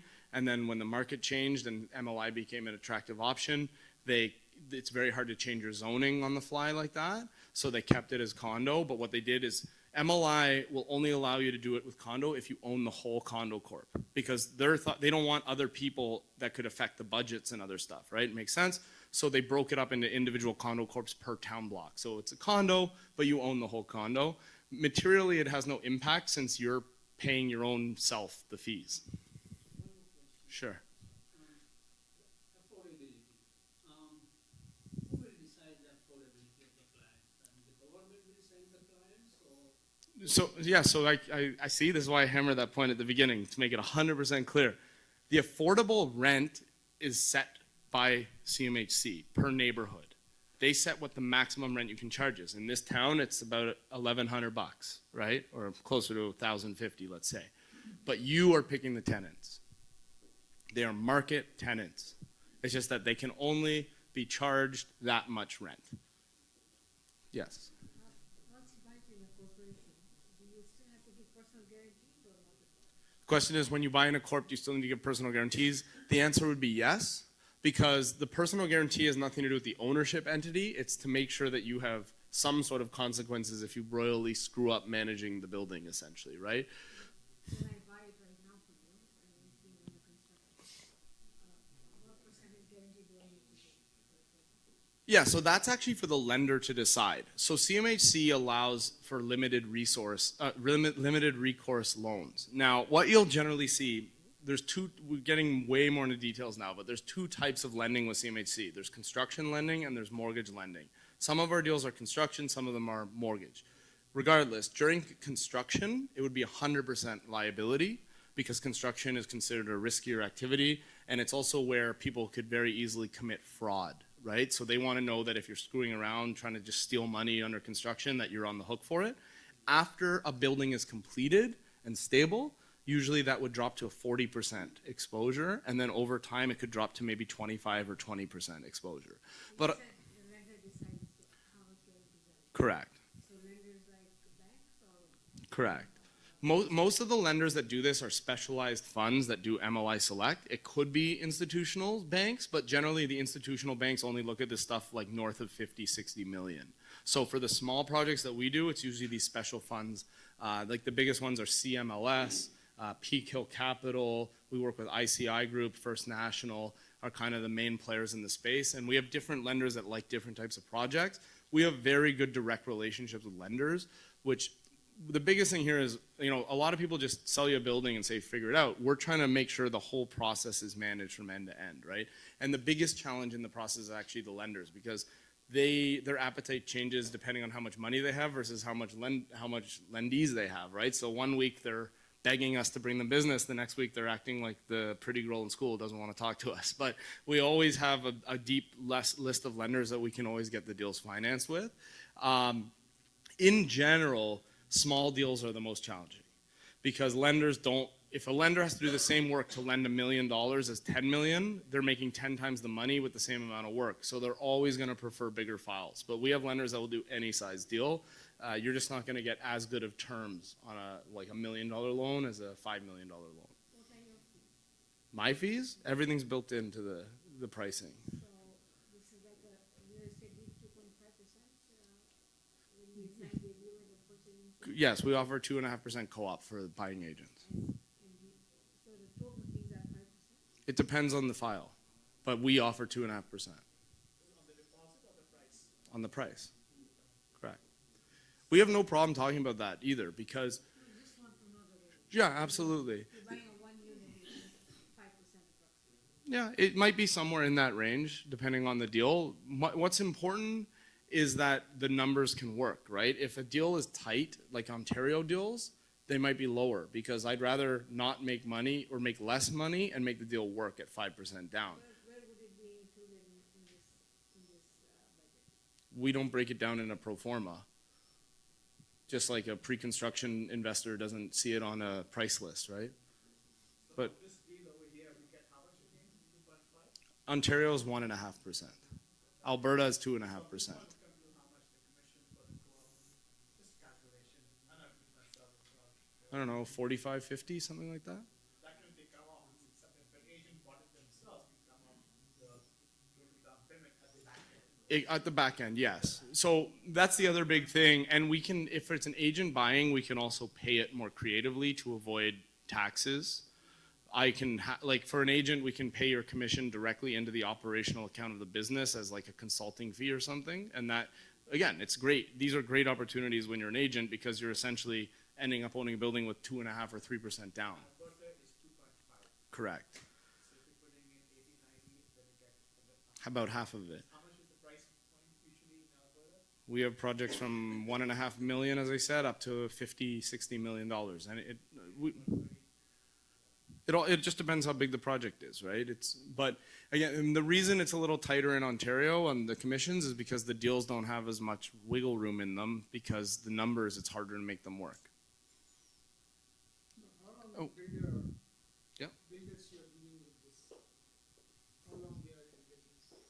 Most of them are long-term builders, mid-sized guys. Like this guy, he owns, in that area, he owns all the trade companies as well. So he's fully vertically integrated. He owns plumbing, drywall, electrical, and he's been building for I think like 15 years. We are very careful with the builders we pick because that's our brand on the line.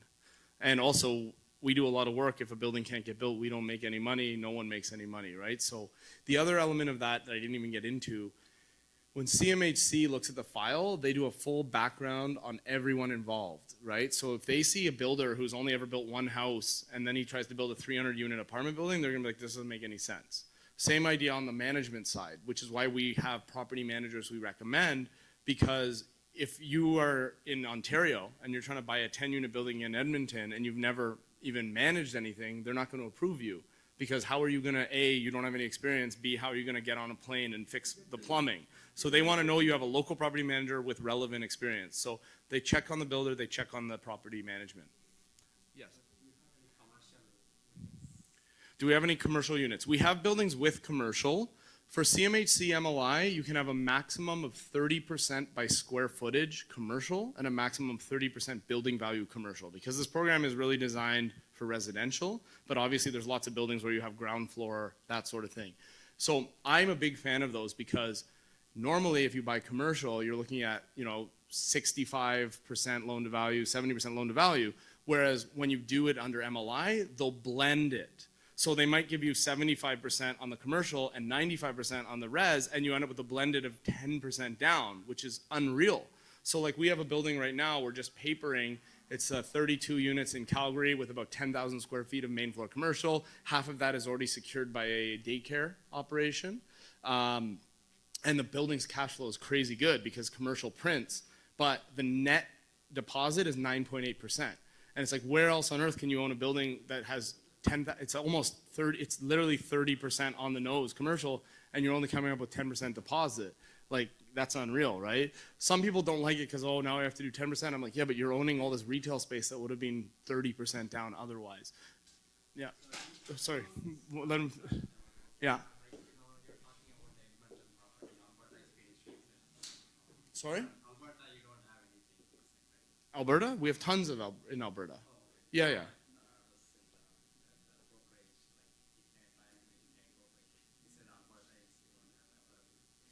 Who said that? I don't have? No. We have tons available in Alberta. Yeah, that's 95% of our inventory is in Calgary and Edmonton.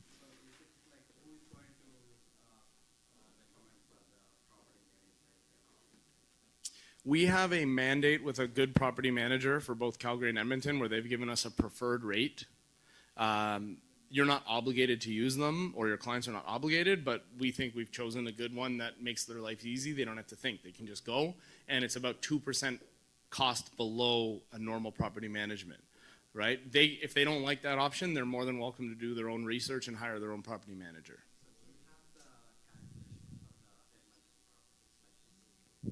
Yeah, I'd have to bring one up, but... We have them in both Calgary and Edmonton. Primarily, we're focused on Edmonton because it's got the best returns right now, and Calgary is slightly oversaturated at the moment. Calgary still had 17% year over year more housing starts. Edmonton had 24% less housing starts. The big difference is Calgary is very much boom and bust, whereas Edmonton is more slow and steady. So Calgary already had a massive boom, and now it's kind of slowing down. Since Edmonton is much more slow and steady, it's much easier for like not getting themselves into over-adaption of cycles, kind of. Can we get this on email? We have all of this. So we can either email to you, WhatsApp it to you. We keep everything super organized. We have a full list of all our available inventory, and then the Google Drives for every single one. So for the financing, so you go to the regular bank, so what happens for the financing? Because they get the approval. No, we don't. Generally, it's not regular. We have everything's vertically integrated. We already have our brokers, we have our underwriters, our brokers, our appraisers, and we have the lenders that we work with. This is a bit of a boys' club. I don't know if we can still use those terms in 2025, but there's very few lenders in this space, especially for the smaller stuff, right? So we already work with those lenders, and we work with our brokers. We have it all set up. We have an entire process of how we do these deals from stuff. Correct. And now what I will tell people, if we can't, obviously I cannot force you to use our mortgage brokers, okay? But there's a really good reason why we have them and why we have this process. If you insist or your client insists on using their own mortgage broker because they have a guy, that's fine. But there's two things. Number one, they are going to sign a waiver that they have absolutely no right to their deposit if the deal blows up in their face, and that they 100% forfeit it after it's firm. And number two, that if the deal can't go forwards and the builder decides they want to pursue them to close, that they have no objection to it. It's not me being a hard ass, it's that we have done about 100 of these deals, from 6plexes up to 150, 160 unit buildings. Of those 100 deals, we've had 2 deals that were a shit show. Those are the 2 deals where people said, I'm going to use my guy. We have a process. We're working with the mortgage brokers that do billions of these loans. This is all they do. They don't even do normal commercial mortgages. They don't even do residential mortgages. They know every one of the lenders as like a buddy that comes to their house. They know half of the CMHC adjudicators as friends. They send flowers and cookies to. These are important things to be part of, right? They also know how to tweak numbers to get preferential financing terms and conditions, make a much higher chance you end up at your 95%, and generally what buttons to push to get the files through faster and easier. So that's why we use them. It's not because I like them, although they are nice guys. It's because I want to make sure these things get approved and start construction. They know the product. They know the product and they know the system. The system is like any other government system. Knowing it makes a difference, right? Correct. So I'll show you all the performance. They're all rolled in. Some of them, it's built into the price and the builder pays. Other times, it's done as a rebate to you. So you pay the fees and then you get a rebate. You get a rebate From closing. From the mortgage being grown by that amount. Yes? This CMHC MLI program, does it apply to the retrofit of the old building, let's say 6 flats or 10 flats? Yeah, it can, absolutely. So lots of people use MLI as a resale. A, you can just buy a building under CMHC MLI, or B, you can refinance to do upfit, right? That's not my area of expertise, so I don't really know anything about it, but it does apply, right? The reason we focus on new construction is because it's where I can bring a competitive advantage by making the whole file easy, and the other point that we can engineer the building from day one to meet the exact requirements of the program, specifically affordability, by having small, lower level units, right? The other thing is the resale program is not as good. The terms and conditions are different. That's why I said, remember that chart? I'm like, make sure you're looking at the chart for new construction or resale, because they have different requirements, and basically, since building is harder, they give you more benefits and perks for pre-construction. Now you were talking about some detached home like this topic. So let's say if there is a detached old house, if you demolish it and make it a 6 flats or something, will it work or? If it's a 6plex, that's fine. It has to be 6. If you make a 6plex where it's one building, 6 units, that's fine. What they were stopping is, for a while, it was the Wild West. We were going to a builder and we were getting 10 detached houses side by side with a legal basement, calling it a 20plex. And that was allowed. It was beautiful. But there's obviously a lot of bad optics around that, you know, corporations are buying up all the housing, so CMHC shut it down. But for a long time, it was a very good way to buy detached homes. You would buy what, 5 and then You could buy as little as 3 of them, right? Because 3 with legal basement. make it 6. Correct. So they said, hey, you know, this is not really what we meant by the program. The affordability index in Walkerton. Walkerton is 1,038. Small town, lower, right? So that's but it works. It works because there's low vacancy there. Sorry, you had a question?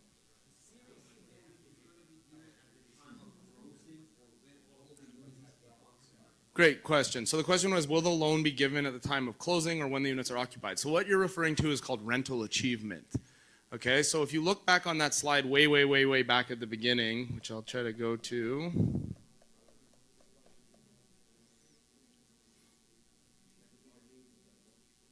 You'll see there, it says rental achievement waived, right? So this chart's a little old now because they changed it slightly. What rental achievement means is that on a pre-construction building, depending on what CMHC thinks, if you say, oh, we're going to get $2,000 a month for our units, CMHC might just say, that seems fine, you're good to go. Or they might say, that seems a little high, prove it, right? So if that's called rental achievement, it's at their discretion whether they hit you with rental achievement. If they hit you with rental achievement, they could hold back on closing a portion of the loan until you prove you can rent the units at those rates. This rental achievement doesn't really happen so much in Alberta. It happens a lot more on Ontario projects, just because they're looking at it on a market by market basis on the risk factors. The other factor is it really depends on how much you pump up the rents in your cash flow projections. We try to be extremely conservative with our numbers to avoid it.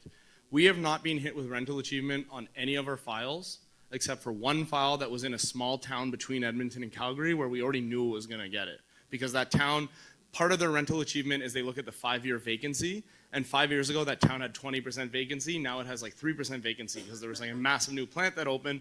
But since they look at the 5-year vacancy, the average gets all screwed up.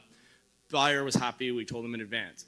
But otherwise we haven't been hit by it because, for example, you'll see in a lot of our pro formas, we'll put like a 3-bedroom, 1,400, 1,500 square foot unit, around 2,200 per month, maybe 2,300 depending on the area. We have leases in hand at 2,500 a month. So since we're under pumping our leases, CMHC is very happy. And I don't need to put 2,500 because this is just the numbers I'm giving to CMHC or showing you. And if the numbers are good at 2,200, if you get 2,500, you're loving me, right? But if I put 25 and you get 22, you're hating me. So we put lower numbers, we avoid rental achievement, and then it's less issues. So it's really about not being aggressive when you're submitting your package to CMHC, which is why the people we work with are important, because our brokers won't even submit a file if they think it's not good, essentially.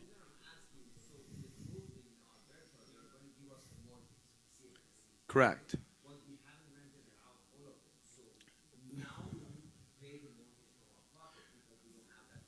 Sure. So the question was, well, how do I close, if I'm closing on my 6-plex, 8-plex, 10-plex, whatever, how do I cover the cost if it's not fully rented? So obviously we cannot guarantee the market, but right now in Edmonton and Calgary, we're hitting 100% occupancy before closing. We're starting pre-leasing usually 4 months out. And as the market is today, we're getting 100% leased. I can't guarantee that tomorrow because markets change. But right now, the vacancy rates in Edmonton, across Edmonton, are just under 3%. Most of the areas we're working in are around 1.5%, 2%. So it's very easy to lease up high-quality new product. And the product we bring, you can look at video tours that we've done, photos. We're going not for the bargain basement stuff. A lot of our builders are doing really nice quality, bit upgraded stuff, which also means, look, in a market where it's hot, anyone can lease anything. But markets will turn. There will be a day when vacancies are higher, rents are down. So by having a higher end product, if your tenant has options, they're gonna pick your unit if it's nicer, right? So we're trying to think ahead of that. But to get to the root of your question, as of today, we're able to pre-lease all of these smaller projects 100%, right? And if you're, just to clarify that further, one more point, if you're looking at a big building, 40, 50, 100 units, generally, you'd want to be around 40%, 50% occupied at possession because you don't want to depress the rents in that neighborhood by offering too much at once. You want to slowly lease it up over time. And at that scale, as a landlord, you should just be budgeting that in. On a small 8-plex, you can just get them all leased in 3 months.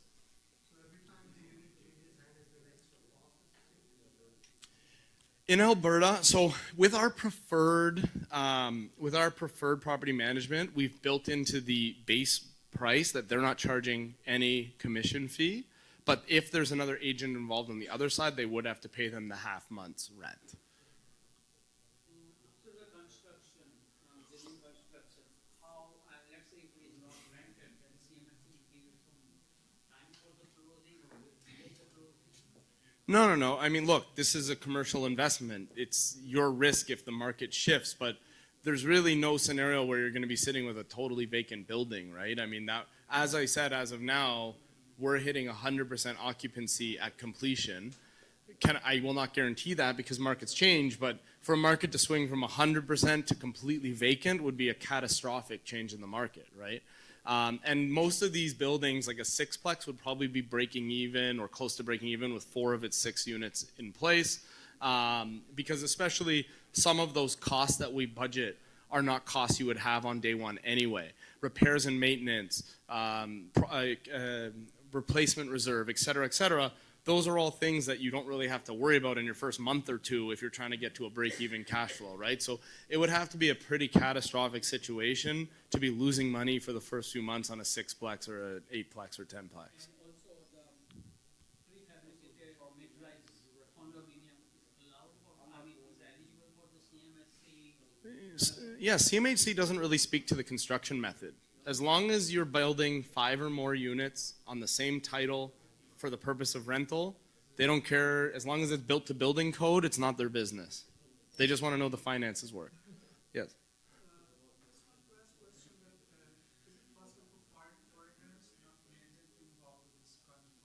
Can foreigners, non-Canadians buy it? So the answer is in yes and no. In terms of them qualifying for CMHC, they will not qualify because CMHC only looks at Canadian citizens or PR cards for the actual qualification.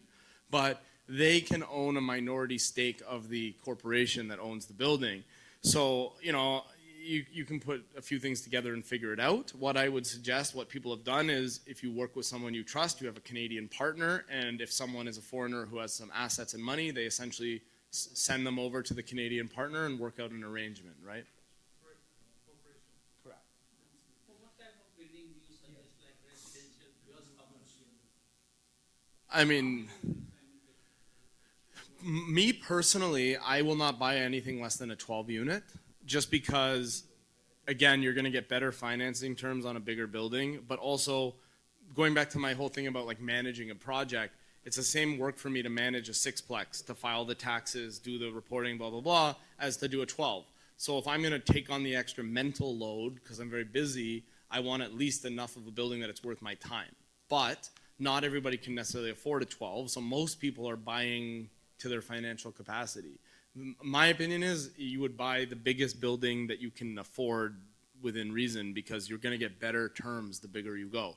You're going to get cheaper lender fees, you're going to get better interest rates, you're going to have more banks fighting over your business. And again, going back to just the mental load is like, would you rather own 3 buildings that you have to think about or 1 bigger building kind of situation? No, I mean like the main level, Oh. talking main level commercial upstairs, like the residential. Yeah, I mean, I would definitely pick up one of those if it was in my budget. Those tend to be on the bigger scale where I can't afford a $20 million building, unfortunately, yet. I'm working on it. Right? Like, no, so that's a misnomer. You cannot break the affordable for 10 years. You can sell it anytime you want. CMHC loans are actually the only assumable mortgages we have in Canada. So I didn't even mention that. There's so many little benefits. Assumable mortgage means new buyer can take over the loan if they qualify. So when you're marketing your project for sale, the fact that the loan is assumable is an extremely attractive perk to the new buyer because if they went to traditional lenders, they're going to be paying higher fees and have a bigger, shorter amortization. So say you sold this thing in 4 or 5 years, you can tell someone there's still 46 years left and you're at 3.6% interest, you can probably demand a premium over someone who can't give you that.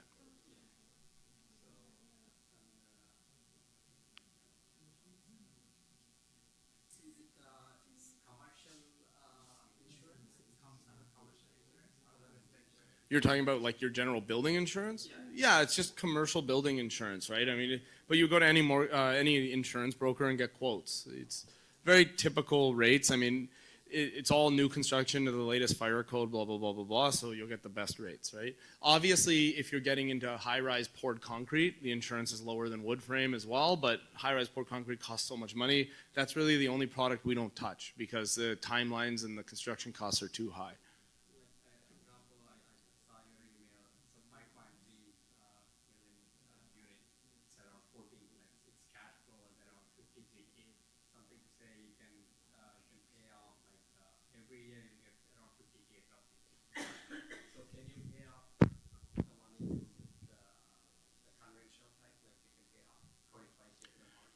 Yeah, you can prepay. Again, that will be a term with the lender specifically.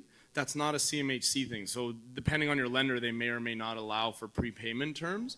That's totally up to the negotiation with them. What I would argue, though, is you should never prepay the mortgage. If anything, you want to get more money. You want to own these. This is not your house. You want to own it with as little of your own money in the deal as possible. No, you want to extend it. You want to extend it. Okay, think about this. if you pay off that whole building, I can actually bring it up now. Let me just bring that one up for you. This is what I mean about changing your mindset. The big powerful landlords, they're always getting more financing.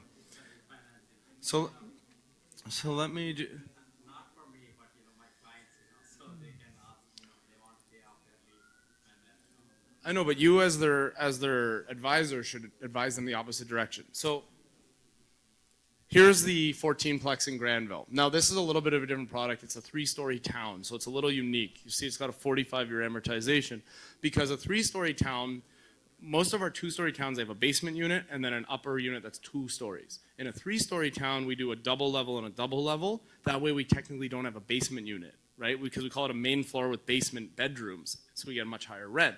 But because of that, doing 25% affordable is not good, which is the highest points for affordable, because then we have to dedicate a bunch of these big units to being affordable, which kills the pro forma. So instead we do 10% affordable, where we only have to do 2 of the units, but that means we can only get a 45-year amortization. So that's why this one shows a 45-year, but the numbers work better. Trust me, if you plug it in with 50 and make 4 of the units have to go at 1665, it's not good. Regardless, this building has a cash flow of about $53,000 a year paying off its mortgage, right? If you had no mortgage, if you paid this off completely, you would be making almost $300,000 a year. That looks really juicy, right? No, forget taxes. Forget taxes. Pretend taxes don't exist. But if you pay this building off completely, and assuming it never went up $1 in value, you have $5 million of equity to make 293K. Let me just open up the calculator because it's late. So let's just go 293 divided by 5,319.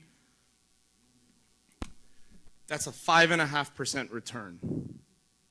What is this building returning when it's leveraged? Just on cash, it's returning 20%. So by paying this building off, you lower your return by a factor of 4. Now look at it the other way. Take the same $5 million and put it down at 5% on a bunch of buildings, you would own a total of $100 million of real estate. And if you're making a 20% return on that $5 million, that's $1 million a year. That's why leverage is important, and that's how you get the fuck you money. You don't get that money by paying off your mortgage. You get that money by taking more debt from the equity and buying more buildings. If it makes a person feel good at night to own a $5 million building paid off, all the power to them, but they're an idiot. And the biggest advice I can give you, this is a sales advice as an agent, do not appease your clients. If they ask you, can I just pay off the mortgage? It'll make me feel better. Don't tell them, sure you can do it. Tell them that would be the stupidest decision you can ever make and here's why. And then explain why. Because that same equity, they have to come up one way or another with $5 million to pay this building off to make $300,000 a year. 5%, they could just buy a bond basically. Right now, US T-bills hit 5%. They could take that $5 million and buy US government bonds and they would get the same return. Which is riskier? Well, I don't know, now US bonds might be riskier. But the point is, to only get 5% return is not a good, it's not a good risk-adjusted return. It's not just that, oh, it's lower. You have to think about things as risk versus reward. And I don't want to own an apartment building where my reward is only 5% because there's too much risk. When I'm making 20%, it's worth the risk. What are the risks? Well, number one, you have to manage it. What if they change the laws? What if the market goes down? Blah, blah, blah. If I'm only making 5 points, I'll buy US bonds right now. It's the best investment you could make these days. So never pay off an apartment building. Ever, ever, ever, ever. Just keep refinancing it. Even if you don't want to use the money to buy more stuff, you could just refinance it and you can buy a mansion to live in, right? But the point is paying it off is a terrible, terrible decision. Let's say if the 10-plex is bought by one corporation. Sorry? If we buy a 10-plex or 6-plex, we buy generally under one corporation. Mm-hmm. We are the 100% director. Let's say after a few years, like after first term or before first term, if the director changes to 100, I mean, technically, if we sell the corporation to someone, what will happen? Yeah, so the entity of ownership is not necessarily related to who's guaranteeing or supporting the mortgage, right? So there is no requirement that the people who apply for the mortgage are the owners of the corp. I know that sounds super weird, but it's just like how if your kid is buying a house, you can go on as a guarantor for them as well. Now, obviously, if you're selling the corp, then you probably don't want to be involved in the project anymore. You would have to have the new owner qualify to take over the loan through assumability, which is allowed. These loans are assumable. New owner would obviously have to qualify with the equity and liquidity requirements, but they can essentially take it over. Or again, if you want to add a shareholder, as you're already qualified for the loan, they don't care if you add a shareholder to the business, but you could also go to them and say, we want to add this other guy on to have him share some of the liability. That would be your decision. But if we sell 100%, then we won't be qualify for the CMHC MLI next time, right? If you're what? So if we sell the 100% corporation to someone. No, you can still qualify. Why wouldn't you? Yeah, there's nothing. No one says you can't sell. Yeah. In fact, they don't care if you double dip your equity and your net worth. Where they've recently gotten a little tighter. Back like a year ago, you could apply for like 4 loans at the same time, and they would let you over allocate your net worth and your liquidity. Now they're being a little tighter. But after you've been approved and funded, you can go apply again and double dip your net worth. Before you could do multiple applications. Now they're like, don't do that. Right? But so theoretically, you can buy this, get the keys in 6 months, fully rented, blah, blah, blah, go buy another one, go buy another one. You can recycle over and over again your net worth as long as you have the deposits. They won't care. Because also remember that this is adding to your net worth at that point, right? Yeah. Yeah, I don't actually have cards, but I can give you my WhatsApp if you want to scan it. I'm very modern. I don't have cards these days. Do you have WhatsApp? Hold on a second. What's your name? Jake. I don't have your information. How'd you get here? I have Meta. Yeah. Oh, you should be able to. You should be able to. Oh, your lenses. There you go. Oh, you should just click the yellow at the bottom. There you go. Now you can send me. Continue. Just say hi, and then you have me. That's Steinman. Sorry? The effective gross rent, right? The EGR. So we have the rent, and we have the auxiliary rents. In this case, some garage parking and pet fees. Pet fees very marginal. So that's your effective gross rent, which is about $380,000. Then you have your operating expenses, giving you a net operating income. Was I around in May? I've been around for 39 years. Oh shit, almost 39 years. No, around where in May? My son is going to come in May, Oh, May here, this year. Yeah, of course. so he's invested. So I'm going to bring him because whatever project he wants to start, he's starting. Perfect. So I will bring it to you, right? That's Awesome. No, happy to help. Whatever, we can sit down and go through it all for sure. finishing his university in the May. Very nice. April or whatever. Yeah, I'll be here. No problem. Have a good night.